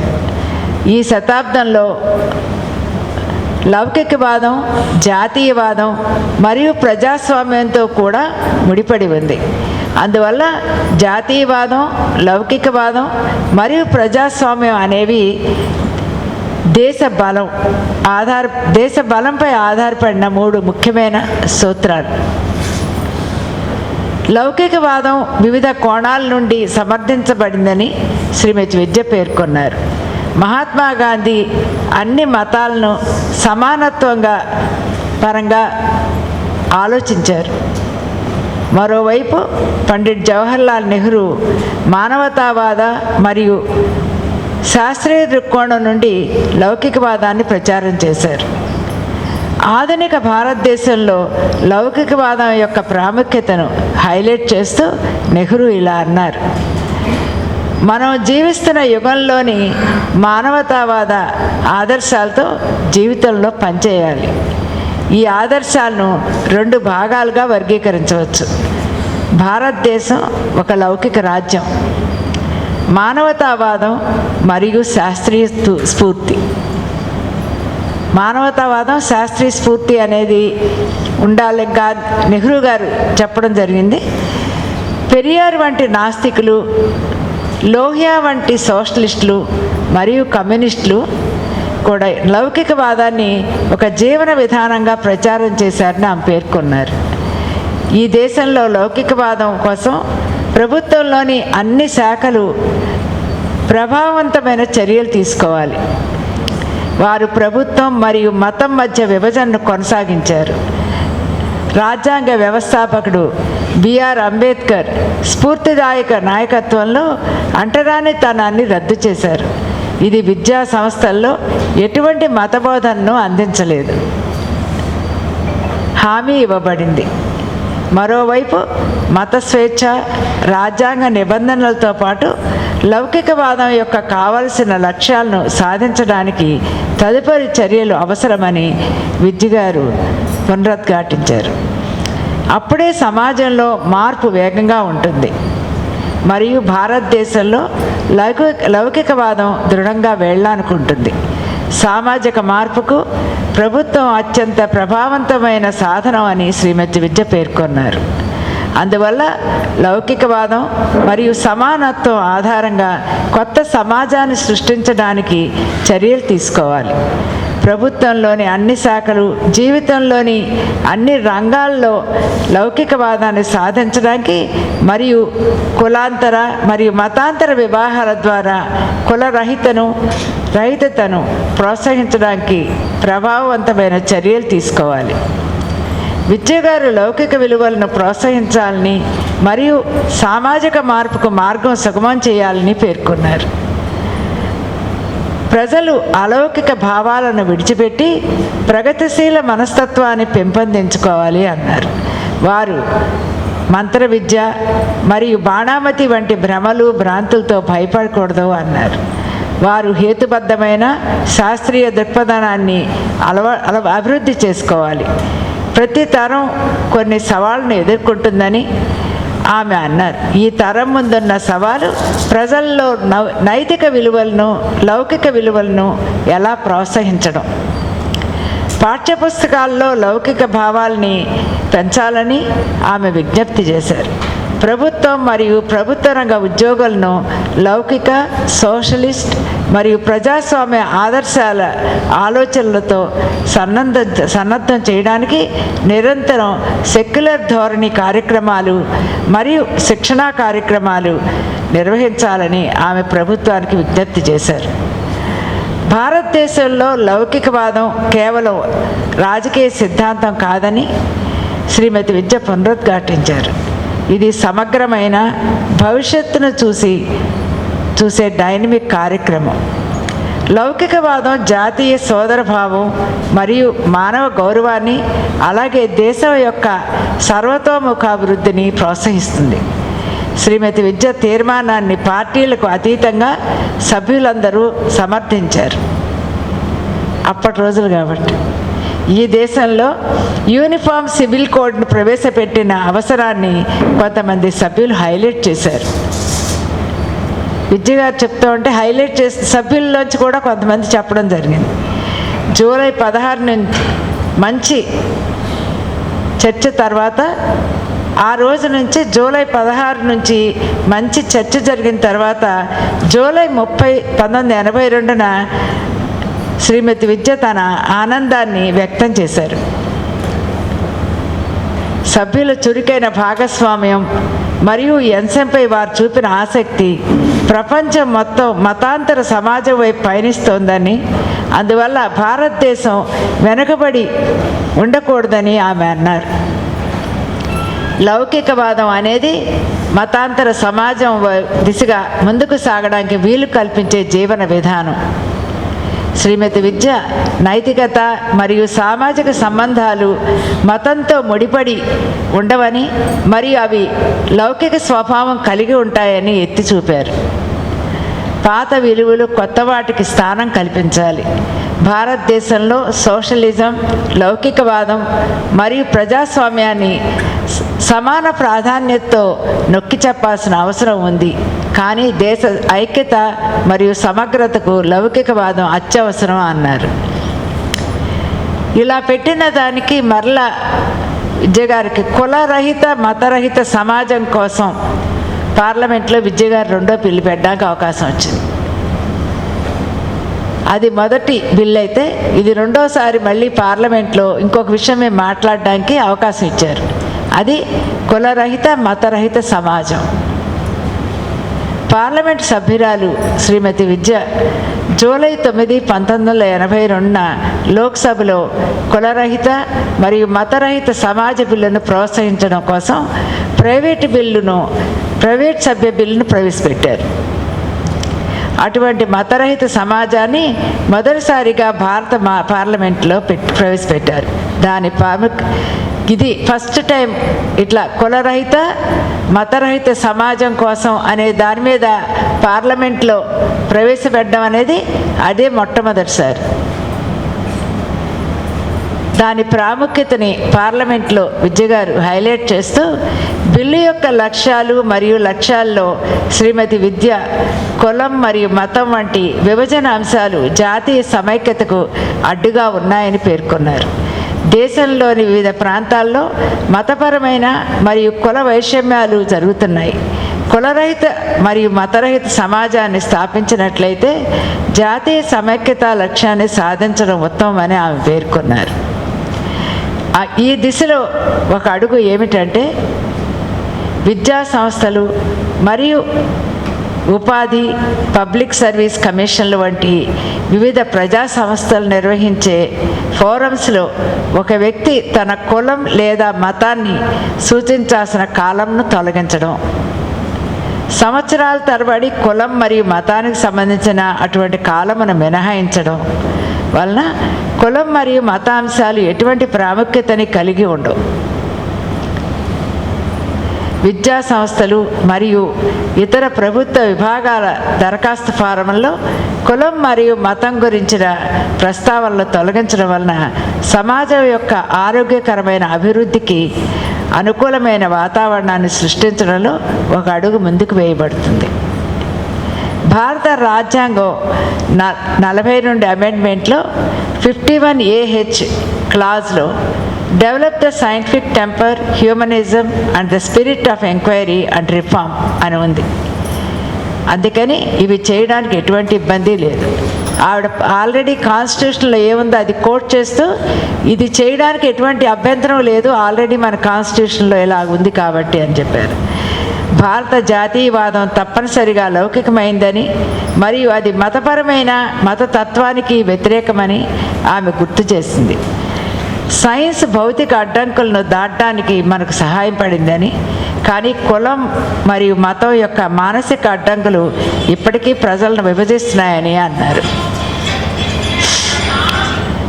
జాతీయత కులం, తెగ, జాతి మరియు మతం యొక్క బాధ్యతలు మరియు విధేయతలను అధిగమిస్తుందని మరియు మన ప్రస్తుత సమాజం యొక్క విషాదం ఏమిటంటే కులం మరియు మత బంధాలు సడలినప్పటికీ కుల స్పృహ మరియు మత స్పృహ పెరిగాయని శ్రీమతి విద్య పేర్కొన్నారు. ప్రజలను విభజన మరియు మతత్వంలోకి తప్పుదారి పట్టించడం, కులం మరియు మతం యొక్క అవగాహన తరచుగా పరిగణించబడుతున్నదని, జాతీయ ఐక్యత మరియు సామాజిక సోదరభావానికి ప్రభుత్వ ప్రమాదం ఉంది, నైతికత యొక్క కుల ప్రచారం అని ఆమె పునరుద్ఘాటించారు. ఒకరు మంచిగా ఉండవచ్చు, మరొకరు మతం లేకుండా ఇతరులకు మంచి చేయొచ్చు. దీన్ని ప్రపంచవ్యాప్తంగా నాస్తికులు, మానవతావాదులు, హేతువాదులు మరియు ప్రగతిశీల మనస్తత్వం ఉన్న వ్యక్తులు విస్తృతంగా నిరూపించారు. భారతదేశంలో పెరియార్ ఈవి రామస్వామి, గోరా మరియు ఎంఎన్ రాయ్ ఈ విషయంలో ప్రకాశవంతమైన ఉదాహరణలు అని ఆమె పేర్కొన్నారు. ఇప్పుడు నేను ఏదైతే చదువుతున్నానో ఇదంతా ఇంగ్లీష్లో పార్లమెంట్లో చెప్పడం జరిగింది. ఇవన్నీ కూడా పార్లమెంట్ బుక్స్లో అన్నీ ఉన్నాయి. మీకు ఎవరికైనా ఇంట్రెస్ట్ ఉంటే మన దగ్గర ఆ బుక్స్ అన్నీ కూడా ఉన్నాయి. పార్లమెంట్ 2 టర్మ్స్ పార్లమెంట్ బుక్స్ అన్నీ కూడా వచ్చి లైబ్రరీలో చూడొచ్చు. కులరహితం మరియు మతరహితం కోసం ఆమె గట్టిగా విజ్ఞప్తి చేస్తూ, మనం లౌకికవాదం వైపు అడుగులు వేసినప్పుడు ప్రభుత్వం మరియు ప్రజలు తమ సమయాన్ని మరియు శక్తిని నిజ జీవిత సమస్యలకు కేటాయిస్తారని ఆమె అన్నారు. పేదరికం, ఆకలి మరియు అసమానతలు సామాజిక పురోగతికి నిజమైన శత్రువులు మరియు వాటికి తక్షణ శ్రద్ధ అవసరం అని పార్లమెంట్లో ఈ విషయం గురించి చెప్పడం జరిగింది. లౌకికవాద ప్రచారానికి ప్రయత్నాలు లౌకికవాదం యొక్క జాతీయ సమైక్యతను ప్రోత్సహించడానికి, ప్రజల్లో అవగాహన కల్పించడానికి మరియు వారి లక్ష్యం పట్ల నిబద్ధతను పెంచడానికి నాస్తిక్ కేంద్రం గోరా గారి స్ఫూర్తితో సమావేశాలు, సెమినార్లు మరియు చర్చలు నిర్వహించింది. వివిధ పత్రికల్లో అనేక వ్యాసాలు కూడా ప్రచురించబడ్డాయి.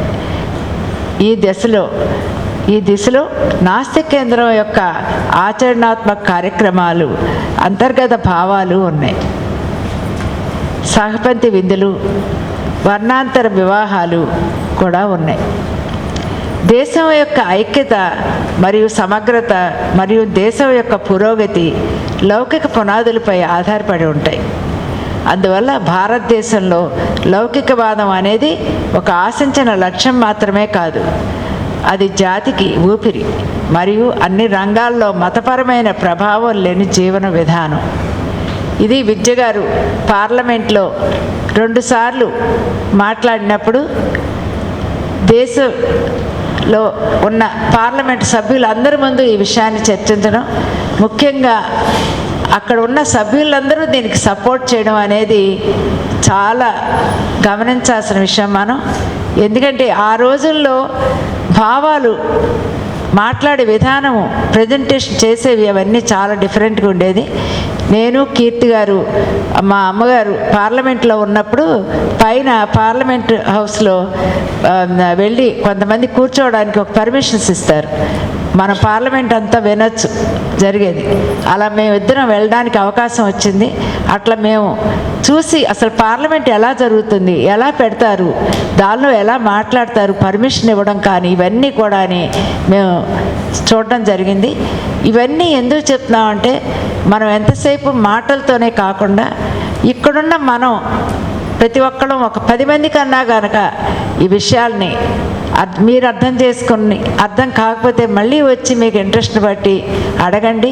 ఇప్పుడు ఏదైతే నేను విద్య గారు పెట్టాను పార్లమెంట్లో అని చెప్పానో ప్రతిదీ కూడా పార్లమెంట్లో మాట్లాడిన ప్రతి ఒక్కటి కూడా రికార్డ్ అవుతుంది.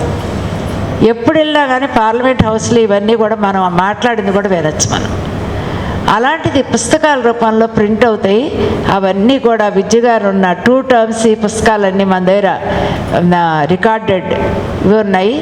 ఎవరైనా సరే మీకు ఇంట్రెస్ట్ ఉన్నవాళ్ళు వచ్చి మీరు ఆ పార్లమెంటు దీన్ని చూసి దానిలో ఏం జరిగినాయి అప్పటి రోజుల్లో మెయిన్గా ఇలాంటి విషయాల మీద కూర్చుని మాట్లాడడానికి దానికి అన్ని పార్టీల వాళ్ళు కలిసి కూర్చుని కూడా మాట్లాడేవారు. ఎందుకంటే మేము అమ్ముండేవారు కాబట్టి నేను కీర్తి గారు ఎక్కువ అక్కడ పార్లమెంట్ హౌస్కి అమ్మతో వెళ్ళడం, తర్వాత అక్కడ ఉన్నప్పుడు రంగా గారిని పేరు వింటూ ఉంటారు కదా, ఆయనది కింద అపార్ట్మెంట్ పైన అమ్మది క్వార్టర్స్లో. ఆయన అంత ఏజ్ ఉన్నా కూడా ఎప్పుడు కూడా మాతో కూడా ఎన్నో విషయాలు చెప్తూ ఉండేవారు. అలాగే మనం అసలు సమాజంలో మార్పు తేవాలంటే ఇక్కడున్న ప్రతి ఒక్కరికి సాధ్యమే. కాకపోతే మన ఎవరో ఎట్లా మాట్లాడుతున్నాం అనే దానిలో మనందరూ ఇన్వాల్వ్ అవ్వాలని మన మనసులో ఉండాలి. ఈ కులం మతం అనేవి చాలా అడ్డుగోడలుగా ఉన్నాయి. అందుకని మనందరం కూడా ఈ కులం మతం అనేది వ్యక్తిగతం అనుకోవాలి. ఆ రోజునే మన దేశంలో మార్పు తీసుకురాగలుగుతాము. ఇవాళ ఈ సెమినార్కి కనెక్టెడ్గా ఉంటుంది అనే ఉద్దేశంతో విద్య గారు ప్రవేశపెట్టిన ఈ 2 బిల్స్ పార్లమెంట్లో పెట్టినవి మీ అందరి ముందు ఇవ్వడానికి నాకు అవకాశం ఇచ్చిన మీ అందరికి కూడా నాకు హృదయపూర్వక నమస్కారం. ఇప్పుడు దీని మీద ఎంసీ దాస్ గారిని వచ్చి మాట్లాడకపోతున్నాను. రావాలి ఎంసీ దాస్ గారు. తర్వాత సుందర్ గారు మీరు కూడా రావాలి మాట్లాడిన తర్వాత. సభకి నమస్కారం. సభాధ్యక్షులు, ఆప్తులు, ఆత్మీయులు, ప్రియమిత్రులు డాక్టర్ సమరం గారు, నియంత గారు, రశ్మి గారు, సకల గారు, మిత్రులారా, ఈరోజు భారత రాజ్యాంగం మీద ఒక మంచి పాఠం విన్నాను. నేను ఎంఎల్ చేస్తున్నాను, ఎల్ఎల్ఎం. నా స్పెషలైజేషన్ కూడా కాన్స్టిట్యూషనల్ లా. భారత రాజ్యాంగం పూర్తిగా లౌకికపరమైనది. ఎక్కడా కూడా మతం, కులం అనేటువంటి 448 ఆర్టికల్స్, ఒరిజినల్గా 395 ఆర్టికల్స్, అదే నంబర్ ఉంది. కానీ ఒక 106 అమెండ్మెంట్స్ చేసిన తర్వాత ఈ ఆర్టికల్స్ సంఖ్య 448 పెరిగింది.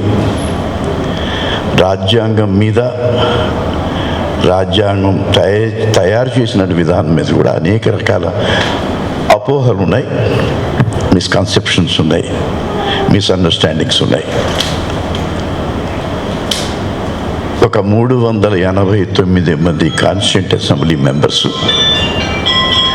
2 సంవత్సరముల 11 మాసముల 20 రోజులు 7635 తీర్మానాలు చేశారు. ఈ 7635 తీర్మానాలు కూడా లౌకికపరమైనది. ఎక్కడ మతం, కులం ప్రసక్తి లేదు.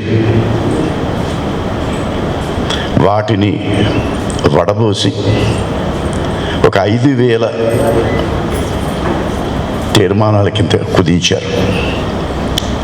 వాటన్నిటినీ అంబేద్కర్ గారి చైర్మన్షిప్లో ఒక 7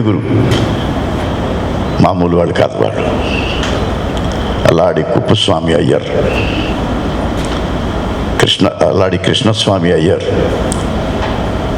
అలాగే గోపాలస్వామి అయ్యంగార్, మహమ్మద్ సాదుల్లా, వీరందరూ కూడా అందులో సభ్యులుగా ఉండి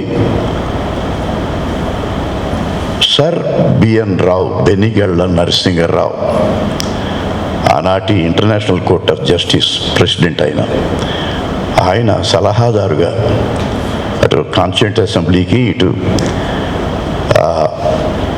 కాన్స్టిట్యూషన్ డ్రాఫ్టింగ్ కమిటీకి కూడా ఆయన సలహాదారుగా ఉండి మొట్టమొదట ఒక మోడల్ 295 ఆర్టికల్స్తో ఒక మోడల్ కాన్స్టిట్యూషన్ తయారు చేసి ఈ డ్రాఫ్టింగ్ కమిటీకి ఇచ్చారు.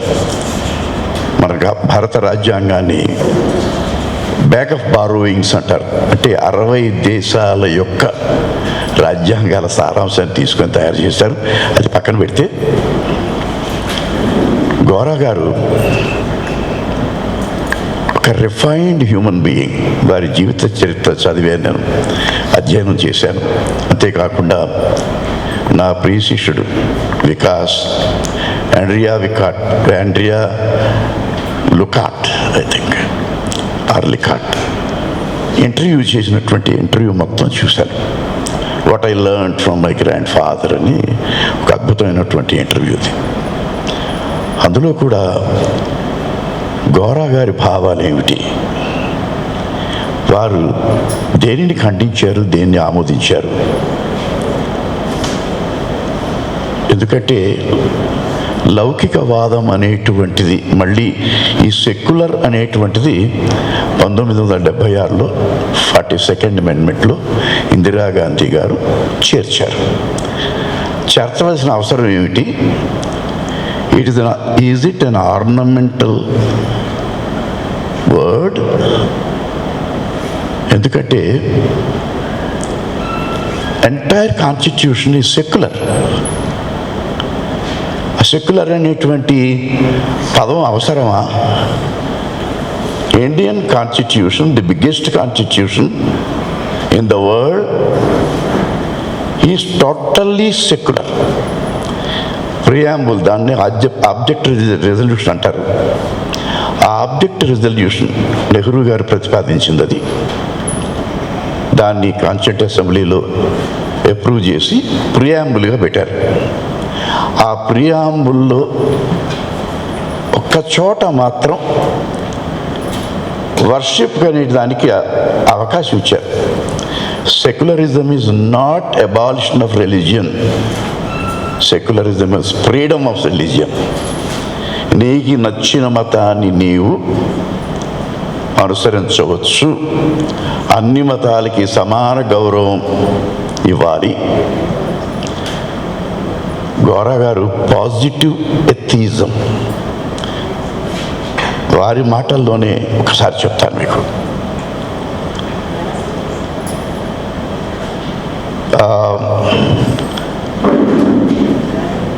My principles went beyond merely denying the existence of a deity. దేవుడు ఉన్నాడా లేదా అనేది కాదు, దాంతో కాదు నా పరిమితం, నా సిద్ధాంతం. Focusing instead on human potential. Doctor గారు చెప్పారు, ప్రతిదీ మానవుడే. Yes, from pin to rocket everything has come from the human brain, nothing has fallen from the sky. ప్రతిదీ మానవ మస్తిష్కం నుంచి జనించింది, ఏది కూడా ఆకాశం నుంచి ఊడిపడలా. ఒక electric bulb Thomas Alva Edison బుర్రలోంచి వచ్చింది, అలాగే ప్రతిదీ కూడా. అందుకే గోరా గారు హ్యూమన్ పొటెన్షియల్, మానవ శక్తి, అండ్ సోషల్ ఈక్వాలిటీ, ఏ రకమైన విభేదాలు, అందరూ సమానమే. అందుకే వారిని గాంధీజీ స్నేహితుడిగా స్వీకరించారు. Gandhiji was a theist, Gora was an atheist, but both of them were great friends. ఎందుకంటే ఇద్దరి భావాలు ఒకటి, మానవ సమాజము, దాని యొక్క అభ్యుదయం. అందుచేతే గోరా గారు గాంధీ గారిని గౌరవించారు, గాంధీ గారు గోరా గారిని అమితంగా ప్రేమించారు, గౌరవించారు. Social equality, scientific temper, personal responsibility, ఇవి గోరా గారి ముఖ్యమైనటువంటి సిద్ధాంతాలు. జీవితాంతం వాటిని పాటించారు, ఆచరణలో పెట్టారు, ప్రచారంలోకి తీసుకొచ్చారు, ప్రజలకు చెప్పారు. మనిషిగా బతకండి, నీ కులం ఒక మనిషిగా బతకండి, మనుషులకు సహాయపడుతూ బతకండి, మూఢనమ్మకాలు తొలగించండి. జాషువా గారు ఒకసారి ఘాటుగా చెప్తారు, ప్రజల పీలిచి పిప్పి చేసడు దురాచారంబులను కాలమట్టని విద్యాబలమేళ, మౌఢ్య వ్యాఘ్రికింపైన భోజనమా, మోసపు వ్రతకోతలకు రక్షాబంధమా, ఎందుకీ మనుజత్వంబు నొసంగని చదువులు మైరేపు మైకములు అన్నాడు ఆయన. మైరేపు ఎందుకీ మనుజత్వంబు నొసంగని చదువులు మైరేపు మైకములు. మైరేయం అంటే అమ్మోనియా కలిపినటువంటి కళ్ళు, దానికి ఉచ్చం నీచం ఉండదు అది తాగితే. అలాంటిది చదువులు, ఎందుకు ఈ మనుజత్వంబు నొసంగని చదువులు మైరేయపు మైకములు అని. చేత ఇవాళ డాక్టర్ సమరం గారు మానవత్వం ముఖ్యం, దానికి మన కాన్స్టిట్యూషన్ క్రాస్ రోడ్స్ అన్నారు. అంటే ఇవాళ ప్రజలు అర్థం చేసుకోవడం లేదు, నాయకులకు అర్థం కావటం లేదు. నా ఉద్దేశంలో అంటే ఇది వారిని నిందించడం కాదు, రాజ్యాంగం చదువుతున్నారా నాయకులు? అసలు రాజ్యాంగం అనేది ఉన్నదని ఎంతమందికి తెలుసు? అందులో కనీసం ఆ ప్రియాంబుల్ అన్న కంటతా పెడుతున్నారా? అది పెద్ద ఒక పేరా అంతా కలిపితే అదన్నా కంటతా పెడుతున్నారా? We the people of India having solemnly resolved to constitute India into a sovereign, socialist, secular, democratic republic and to secure to all its citizens. ఏమిటి ఇస్తాము? Justice, equality, Liberty and fraternity. ఈ మన రాజ్యాంగం ఎవరో రాసింది కాదు, ప్రజలు రాసుకున్నారు. దానికి ఒక కమిటీ ఉంది, అంబేద్కర్ గారు చైర్మన్గా ఉన్నారు. దాన్ని చక్కగా దానికి ఒక రూపం ఇచ్చారు. We the people of India, ఎవరు తీర్మానించుకున్నారంటే we the people of India have solemnly resolved, అని చివరిలో కూడా, and give to ourselves this constitution. End అవుతుంది, ప్రియాములు ఎండ్ అవుతుంది కూడా, adopt, enact and give to ourselves this constitution. ఈ కాన్స్టిట్యూషన్ మా కోసం మేము ఇచ్చుకున్నాం, దాన్ని పాటించవలసినటువంటి బాధ్యత ప్రతి పౌరుడి మీద ఉంది. ఈరోజు చక్కగా అనలైజ్ చేశారు. ఒకసారి నేను ఆస్తికుడిని, కానీ గోరా గారు అంటే నాకు ఎందుకంటే మానవతావాది. ఆస్తికత్వం నాస్తికత్వం కాదు. నేను ఆశించేది కూడా గోరా గారు ఎలాగైతే పాజిటివ్ ఎథిజం తెచ్చారో, ఇవాళ పాజిటివ్ థియిజం కావాలి. పాజిటివ్ థియిజం, ఆస్తికత్వంలో హేతువాదం. I'm a rationalist theist. ఎందుకు కొబ్బరికాయ ఎందుకు కొట్టాలి? అవసరం పచ్చడి చేసుకోవడానిక? దేనికి? ఓకే, పచ్చడి చేసుకోవడానికి మంచిదే, ఎన్ని కొబ్బరికాయలు అనుకోవటండి. ఏమిటి? ఎందుకు ఈ పూజలు ఎందుకు చేయాలి? అది ప్రజలకి ఏమైనా ఉపయోగపడుతుందా? హాని ఏమైనా చేస్తుందా? తొక్కిసలాట జరిగి జనాలు చచ్చిపోతున్నారా మతం పేరిట? సో రేషనల్ థింకింగ్ అనేటువంటిది, దాన్ని హేతువాదం అంటాం. రేషనల్ థింకింగ్ అనేటువంటిది ఇది నాస్తికులు కానీ ఆస్తికులు కానీ ఇద్దరికీ అవసరం కావాలి. అది ప్రస్ఫుటంగా ఈరోజు డాక్టర్ సమరం గారు విశదీకరించారు. చేత వారికి ధన్యవాదాలు తెలుస్తూ, మరొక్కసారి గోరా గారు లాంటి మనిషి ఈ దేశానికి కావాలి. ఈరోజు గోరా గారు లాంటి ఒక వ్యక్తి మనుషులకు నువ్వు మనిషి అని గుర్తు చేసేటువంటి గోరా గారు లాంటి మనిషి సమాజానికి కావాలి. నమస్కారం. థ్యాంక్ యూ డాక్టర్ దాస్ గారు. Wonderful, nice. అయిపోయింది. అయితే సక్కల్ గారు ముగింపు చేస్తారు. వేదిక మీదున్న పెద్దలకు, సభా ప్రాంగణంలో ఉన్న పెద్దలకు, ప్రత్యక్షంగా పరోక్షంగా ఈనాటి కార్యక్రమంలో పాల్గొన్న అందరికీ జై ఇన్సాన్. జై ఇన్సాన్ అంటే మనిషికి విలువ, మనిషికి అభివాదం. గోరా గారు ఇచ్చిన నినాదం జై ఇన్సాన్. ఈరోజు సెక్యులరిజం మీద మనం మాట్లాడుకుంటున్నాం. ఆక్స్ఫర్డ్ డిక్షనరీలో సెక్యులరిజం అంటే స్టేట్ అంటే ప్రభుత్వం, ప్రభుత్వం నుంచి మతము వేరు చేయడము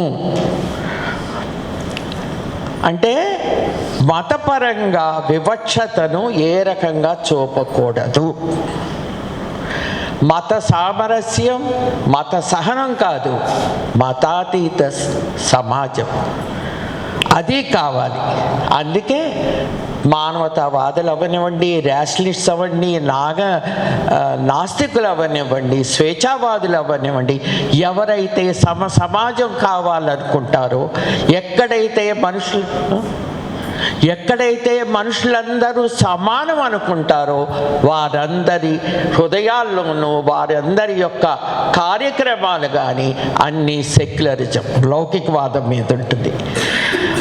యాక్చువల్గా ఇందాక దాస్ గారు ఒక విషయం చెప్పారో అది అందరికీ తెలుసు.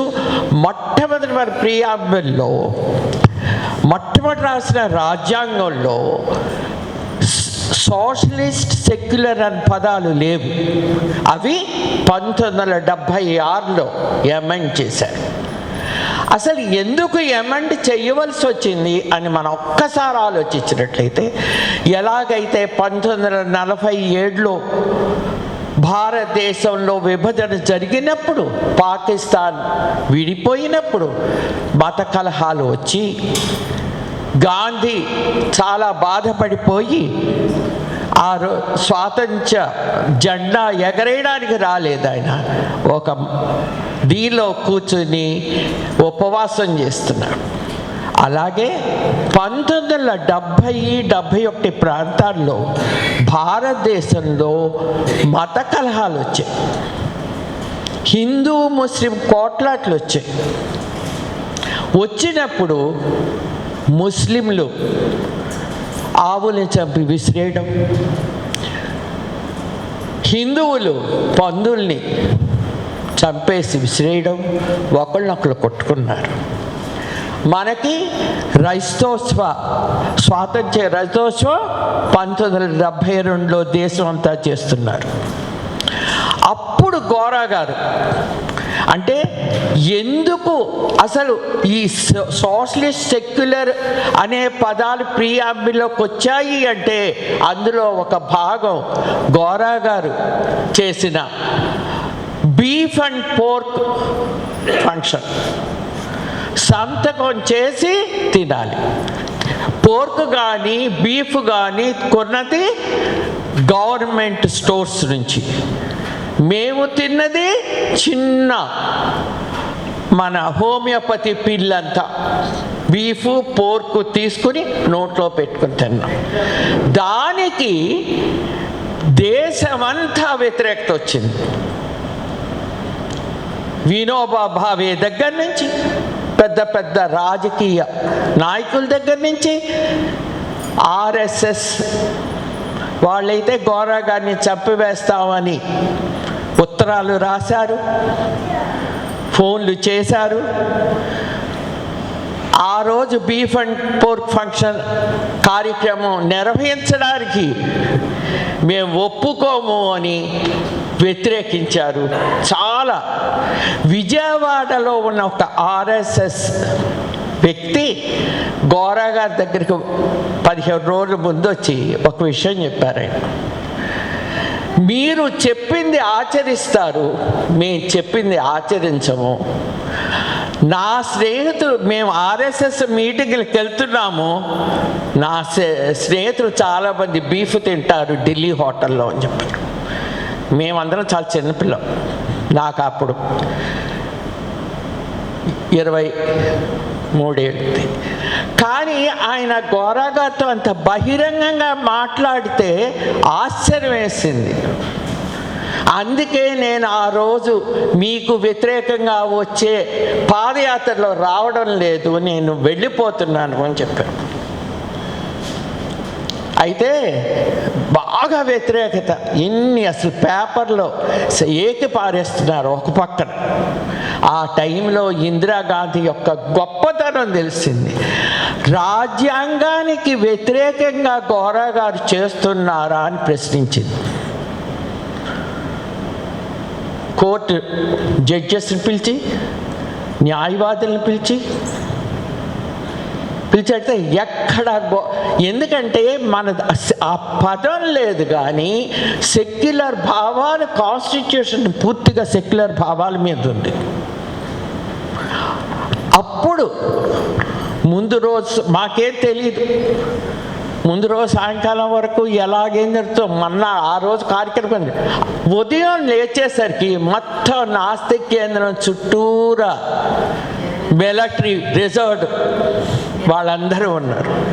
అది ఎంత ఆశ్చర్యం వేసిందంటే మాకు తెలియదు. ఇందిరాగాంధీ వీళ్ళందరినీ అడిగింది ఇవ్వమని. గోరా గారికి, నాస్తిక్ కేంద్రంలో ఉన్న వ్యక్తులకి, ఆ రోజు కార్యక్రమంలో పాల్గొంటున్న వాళ్ళందరికీ రక్షణ ఇవ్వాలి.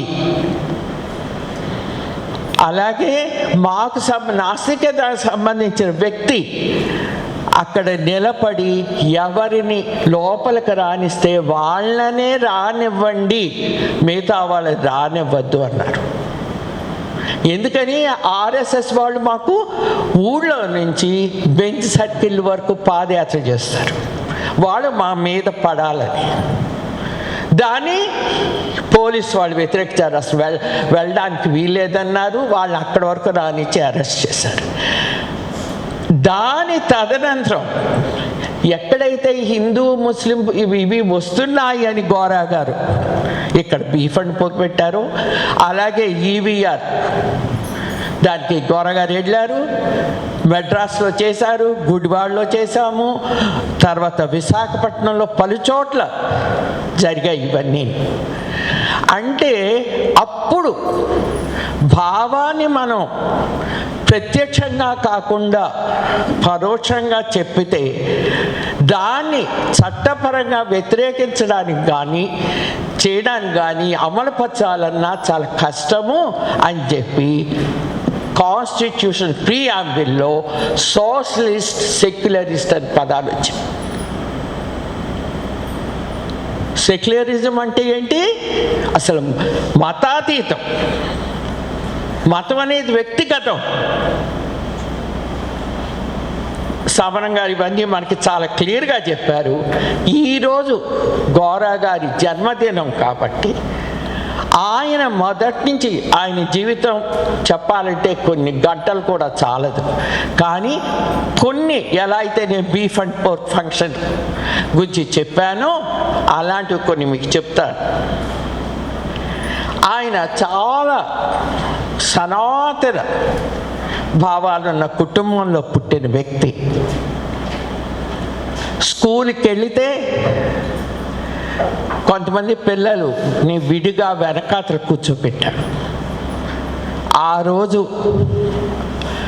అంటరానితనం 1920 ప్రాంతాల్లో 15 ప్రాంతాల్లో ఆలోచిస్తే ఎలా ఉంటుందంటే హరిజనులు వీళ్ళతో కూర్చోడానికి వీల్లేదు, విడిగా కూర్చోపెట్టాలి. అసలు వాళ్ళు చదవడానికే అవకాశం లేదు. ఎవరైనా బలవంతంగా వస్తే విడిగా కూర్చోపెట్టేవారు. రోడ్డు మీద నడవాలంటే చెప్పులు తీసి చేత్తో పట్టుకుని నడవాలి. భూస్వాముల ముందు, పెద్ద కులాల వాళ్ళ ముందు రోడ్డు మీద నడవాల్సి వస్తుంది. అలాగే ఒక స్త్రీ, అసలు బాల్య వివాహాలు జరిగే రోజులు, స్త్రీ అవతల పురుషుడికి భార్య చనిపోతే త్వరగా పెళ్లి చేసేసుకోవచ్చు. అదే బాల్యంలోనే వితంతు అయినప్పటికీ కూడా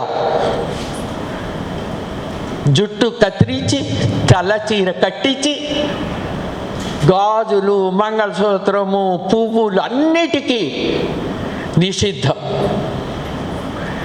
ఎక్కడికి ఏ కార్యక్రమాల్లోనూ పాల్గొనకూడదు. లేవగానే ఎవరు ఈవిడి మొహం ఎదురు చూడకూడదు. అలాంటి అసమానతలు చూసినప్పుడు గోరా గారికి ఇవన్నీ తప్పు అని మనసులో వచ్చింది. ఎందుకంటే స్వాతంత్ర్యోద్యమం యొక్క ప్రభావం ఆ రోజుల్లో ఆల్రెడీ రాజా రామ్మోహన్ రాయ్, ఈశ్వర్చంద్ర విద్యాసాగర్, కార్వే, శారద వీళ్ళందరూ చేస్తున్న సంఘ సంస్కృతులు చేసిన యొక్క ప్రభావం గోరా గారి మీద ఎంత పనిచేసింది అంటే ఆయనకి 20 సంవత్సరాలు వచ్చేసరికి ఈ అసమానతలు అన్నిటికీ సమాజంలో ఉండడానికి వీల్లేదు, స్త్రీ పురుషుల భేదం ఉండడానికి వీల్లేదు, మతం యొక్కది వ్యక్తిగతం, ఎవరికి వాళ్ళే చూసుకోవాలి కానీ ఇది కాదు అనే భావం చాలా గట్టిపడింది. ఆయనకి ఉద్యోగం వచ్చింది. ఉద్యోగం వచ్చిన తర్వాత స్టూడెంట్స్లో అన్ని కులాల వాళ్ళని, మతాల వాళ్ళని తీసుకుని పౌర్ణమి, ఆ రోజు కరెంట్ అన్ని చోట్ల ఉండేది కాదు కదా, పౌర్ణమి రోజు అందరూ కలిసి కూర్చుని టీ తాగడం అనే కార్యక్రమం తీసుకున్నారు. అంటే సహపంక్తి భోజనం తర్వాత పెరిగింది, అప్పుడు టీ తాగడం. అది కూడా ఎక్కడ? ఊరికి దూరంగా ఉన్న హరిజన వాడల్లో కూర్చుని ముందు వీళ్ళు తయారు చేసి తీసుకెళ్ళి అక్కడ తాడు. తర్వాత ఏం చేశారు? హరిజన వాడల్లోనే వాళ్ళ చేత పెట్టించి టీ తాగడం. అక్కడి నుంచి వర్ణాంతర వివాహాలు, మతాంతర వివాహాలు, సహపంక్తి భోజనాలు, ఇలాగ గోరా గారు ఎందుకని ఉత్తినే టేబుల్ డిస్కషన్స్ పెట్టినా కబుర్లకే పరిమితం అయిపోతాయి, కానీ దాన్ని మనం ఆచరించి చూపిస్తే తప్ప ఏ సమాజంలో మార్పు రాదు అని గట్టిగా నమ్మిన వ్యక్తి. జెండర్ బయాస్ అనేది ఉండకూడదు. అందుకే దేవుడు లేదు అన్నారు గోరా గారు. దేవుడు లేడు అనలేదు. దేవుడు లేడు అంటే మగవాళ్ళ యొక్క ఆధిక్యతను అంగీకరించినట్టు, దేవుడిని మగవాడి కింద చూపించడం. ఆ రోజుల్లో 1940-30 ఆ ప్రాంతాల్లో స్త్రీ మాట్లాడడానికి హక్కు లేదు.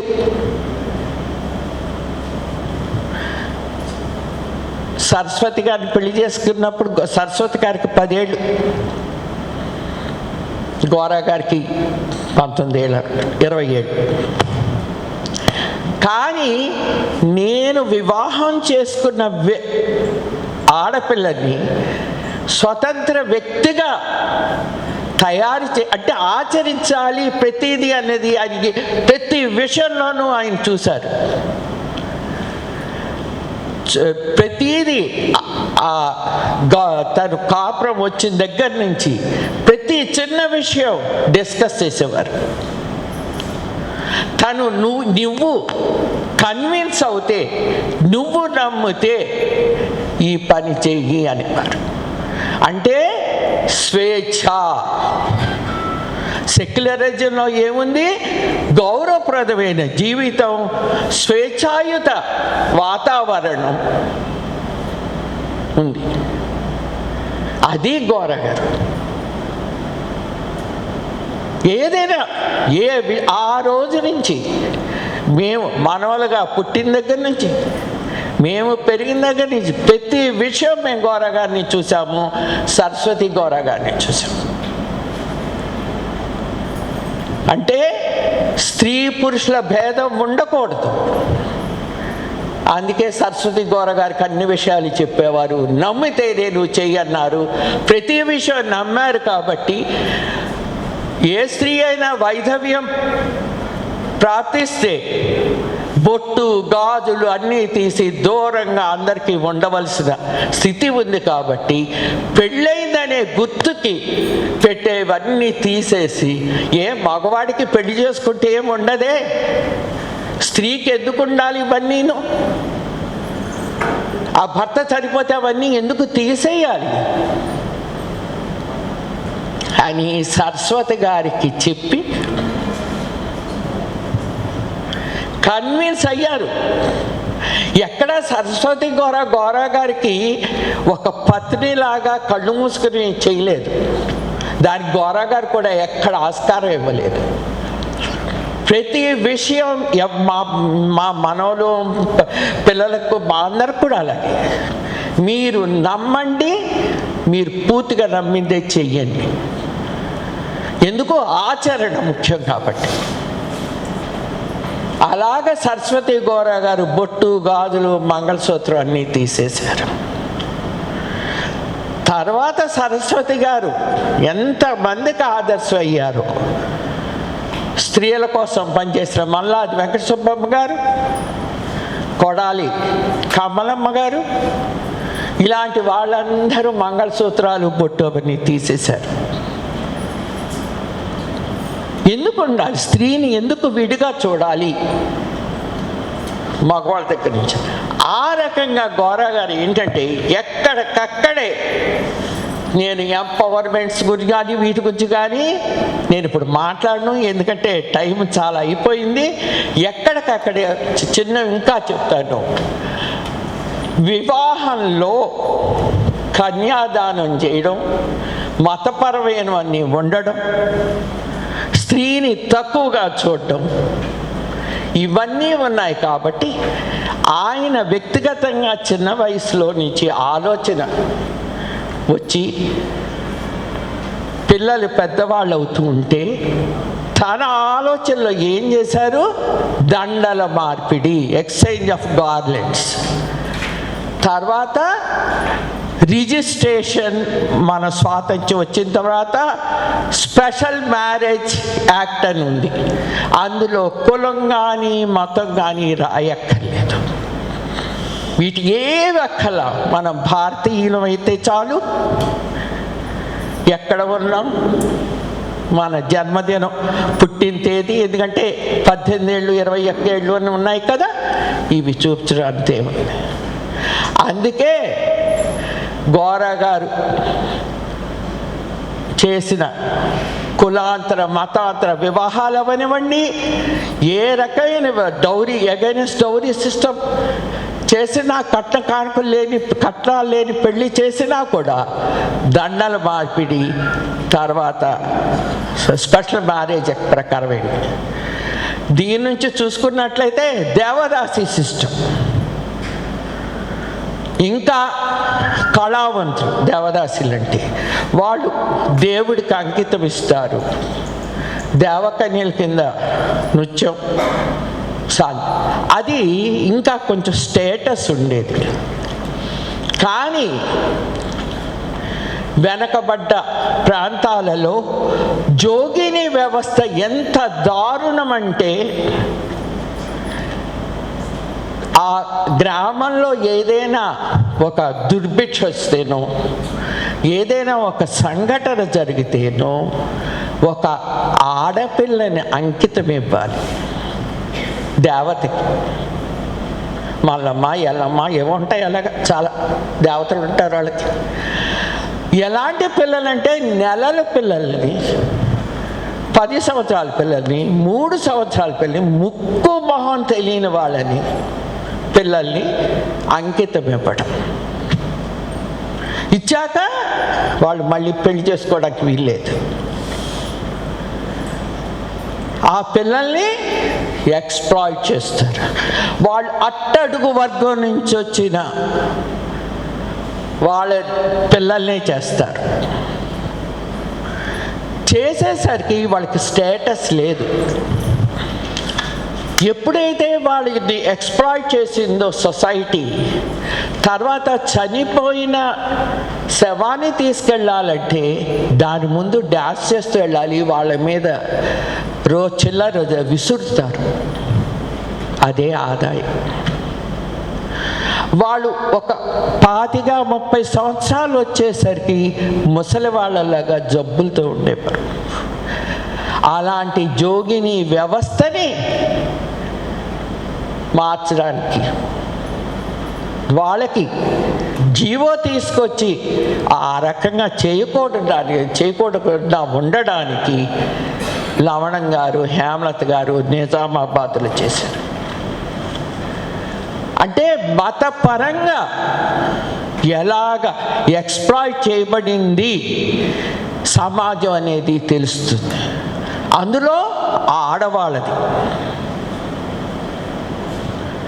మరి విధవా పునర్వివాహాలు గురించి మాట్లాడినప్పుడు గోరా గారు తమ్ముడికి గోరా గారు బాల్య వితంతువుతో వివాహం చేశారు. అంటే ప్రతిదీ తన దాకా వస్తే పారిపోయే గుణం ఉన్న సమాజంలో తాను ప్రతిదీ ఆచరించి చూపించారు. తమ్ముడికి చేయబోయే కుమార్తెని తెల్ల చీరతో ఆ అమ్మాయికి వెంట్రుకలు ఉంచినందుకు వాళ్ళ అన్నయ్యలు వాళ్ళ అమ్మా నాన్నగారు చస్తామని బెదిరించారు. అయినప్పటికీ ఆ అమ్మాయి అన్నయ్యలు లొంగలేదు. వాళ్ళే తలదువ్వేవారు, వాళ్ళే తలంనీళ్ళు పోసారు ఆ పిల్లకి. గోరా గారు వాళ్ళు కలిసి జైల్లో ఉన్నారు స్వాతంత్ర పోరాటాలు. మాటలు వస్తే మా చెల్లి ఇలాగా మేము వ్యతిరేకించాము, నేను వచ్చి జైల్లో ఉన్నాను, నా తమ్ముడు చూస్తున్నాడు అని చెప్పారు. వెంటనే గోరా గారు అన్నారు, ఇక ఏమీ మిగతాలు నా తమ్ముడికి చెప్తాను ఇంటికి వెళ్ళాక, నా తమ్ముడు నా భావాలతో ఉన్నాడు, అందుకే నా తమ్ముడికి మీ చెల్లెనిచ్చి పెళ్లి చేద్దామని చెప్పారు. వాళ్ళ అన్నయ్య తర్వాత వీళ్ళు విడుదలయ్యాక పడుతుంది. అప్పుడు గోరా గారి నాన్నగారిని యొక్క గొప్పతనం తెలుస్తుంది. రామం అంటే రామచంద్రరావునే కదా, గోపరాజు రామచంద్రరావులో గోపరాజులో రామచంద్రరావులో గోరాన్ని మార్చేసుకున్నారు. రామం నువ్వు చెప్పింది వాడు వింటాడు, నీ వెంటమన్నాడు, నువ్వు బాధ్యత తీసుకో, వివాహం చేయి, మీ అడ్డు చెప్పము అన్నాడు. అలాంటి భావాలు, సాంప్రదాయ భావాలు ఉన్న తల్లి తండ్రి ముదునూరులో నాస్తి కేంద్రం స్థాపించిన తర్వాత హరిజనవాడలో సపంతి భోజనాలు పెడితే ముదురు చూడడానికి వచ్చారు గోరగారు. రామం, మేము నీకు వ్యతిరేకంగా ఏమీ ఉండదు అనుకుంటే మేము కూడా పార్టిసిపేట్ చేస్తాము సపంతి భోజనాల్లో. అంటే గోరా గారు చెప్పింది చేశారు, ఆచరణలో చూపించారు అనేసరికి ఎంత మార్పు వచ్చిందో తల్లిదండ్రుల్లో కూడా చూడండి. జంధ్యం తీసిన రోజు చాలా వ్యతిరేకించారు, కానీ దానికి ఎంత మార్పు సమాజంలో ఆచరణ ఉంటేనే, ఆచరణ లేకుండా విషయాలు చెప్తే ఏమీ మార్పు రాదు సమాజంలో. ఎవరైతే మనం చెప్తామో వాళ్ళు ఆచరించి చూపించాలి. గోరా గారి చెల్లి 15 సంవత్సరాలకు పెళ్లి చేశారు. వాళ్ళ అమ్మా నాన్న 16 ఏట వచ్చేసరికి భర్తను పోగొట్టుకున్నారు, ప్రెగ్నెంట్. అప్పుడు గోరా గారు, సరస్వతి గారు సామ్రాజ్యం వాళ్ళ చెల్లెలు పేరు. సామ్రాజ్యాన్ని మా దగ్గరికి పంపించండి, నేను తీసుకెళ్ళిపోతాను, తనకి హిందీ చదివిస్తాను, తన్ని నిలబెడతాను, తను పుట్టే బిడ్డని నేను చూస్తాను అన్నాడు. అప్పుడు తల్లి తండ్రి ఏ రకమైనవి చేయకుండా బొట్టు గాజులు కూడా తీయనివ్వను అన్నారు గోరగారు. అలాగే చెల్లిని అప్పచెప్పేశారు. అంటే ఆచరణ ఎంత ముఖ్యమో. సెక్యులరిజం అవ్వండి, ఎథిజం అవనివ్వండి, ఏదైనా సరే మనం ఆచరణలో చూపిస్తేనే సమాజం వస్తుంది. సమాజంలోనే మనుషులందరూ హ్యాపీగా ఉంటారు. ఈ రోజున ఏవైతే సెక్యులర్ సోషలిస్ట్ అని ప్రియాంబిల్లో పెట్టిన మాటల్ని తీసేయడానికి కూడా ప్రయత్నాలు జరిగాయి రీసెంట్గా. కానీ కాస్త అడ్డుపడి అవి నిల్చున్నాయి. ఆ రోజుల్లో గాంధీని, ఈ రోజున గాంధీని నాకు గుజరాత్లో చాలా ఆశ్చర్యం వేసింది. గాంధీ గురించి మాట్లాడామంటే గుజరాత్లో చాలా బాధపడతారు. ఎవరిని పొగుడతారు అక్కడ? భగత్ సింగ్ గారు, గాడ్సే. గాంధీని చెప్పిన గాడ్సేకి దేవాలయం కట్టారు. గాంధీ అంత అహింసాయుతంగా స్వాతంత్ర్యం తీసుకొచ్చి పనిచేసిన గాంధీ కన్నా కూడా భగత్ సింగ్ గొప్ప వాళ్ళు గుజరాత్ వాళ్ళు. నేను గత 6 సంవత్సరాలుగా అనుకోకుండా మా పాప మాల్యుడు అక్కడ ఉండడం వల్ల నేను తరచు వెళ్ళి వస్తున్నాను. అంటే ఈ మత పద్ధతి యొక్క రాజకీయాలు వచ్చిన తర్వాత ఎంతో పనిచేసిన నెహ్రూ పనికిరాడు, గాంధీ పనికిరాడు, ఇంకోళ్ళు పనికిరాడు. కానీ ఇది మళ్ళీ వెనక్కి వెళ్తున్నామా అని అనిపిస్తోంది. అందుకే సెక్యులరిజం మస్ట్ ఇన్ ప్రాక్టీస్. ఈరోజు ఇలాగా గోరా గారి జీవితం అంతా అన్నీ ఆచరించినవే. సమయం అయిపోతుంది కాబట్టి మీ అందరూ ఈ రకంగా ఆలోచిస్తారని, భావాలు ఉన్న వాళ్ళందరూ మనం వీటిని ఖండిస్తుంటే ఇప్పుడు జరుగుతున్నది అందరూ సమాజం కోసం కృషి చేసిన వాళ్ళు అవుతామని అనుకుంటూ నేను సెలవు తీసుకుంటున్నాను. జై ఇన్సాన్.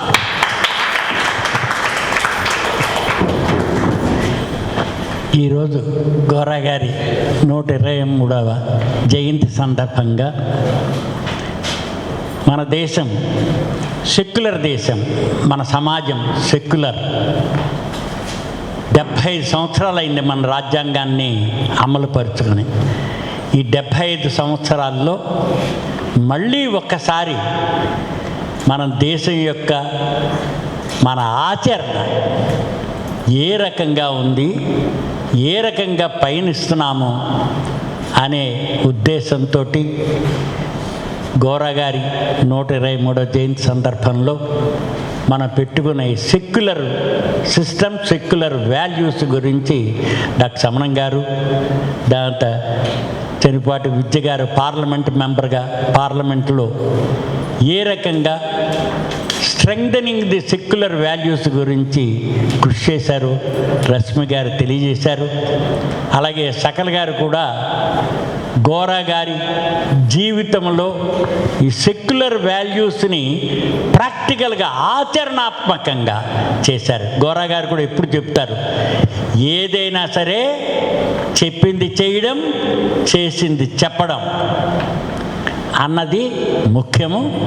ఆ రకంగా వారి జీవిత కాలంలో ఈ సెక్యులర్ సిస్టమ్ తోటి ఎలా చేశారో హైలైట్ చేసుకున్నాము. ఈ సమావేశాన్ని ఇంతటితో ముగిద్దాం. 11 మొదలుపెట్టి 1 గంటకే మనం క్లోజ్ చేస్తాం. కాకపోతే ఒక 10 నిమిషాలు ఎక్స్ట్రా తీసుకోవడం జరిగింది వాల్యూస్ చెప్పుకోవడానికి. ఇలాంటి విషయాలన్నీ మనం రకరకాల సమావేశాలతో జరపాలి. ప్రపంచంలోనూ భారతదేశంలో కూడా గోరా గారి 123వ జయంతిని వాళ్ళు అమలు జరుస్తున్నట్లు మా అందరికీ కూడా మెసేజెస్ పంపించారు. వారందరికీ కూడా ధన్యవాదాలు తెలియజేస్తూ ఈ సమావేశాన్ని ఇంతటితో ముగిస్తున్నాం. ఈ కార్యక్రమం మీకు ఎంతో నచ్చింది కదా. ఇటువంటి మరిన్ని వీడియోల కోసం అనతి కాలంలోనే 20 కోట్లకు పైగా వ్యూస్ సాధించిన సమరం ఛానల్ సమర్పించు యతీష్ సెంటర్ ఛానల్కు సబ్స్క్రైబ్ చేయండి, లైక్ చేయండి, మీ ఫ్రెండ్స్కి షేర్ చేయండి. అలాగే ప్రక్కనున్న గంట సింబల్ని ప్రెస్ చేయడం మర్చిపోకండి.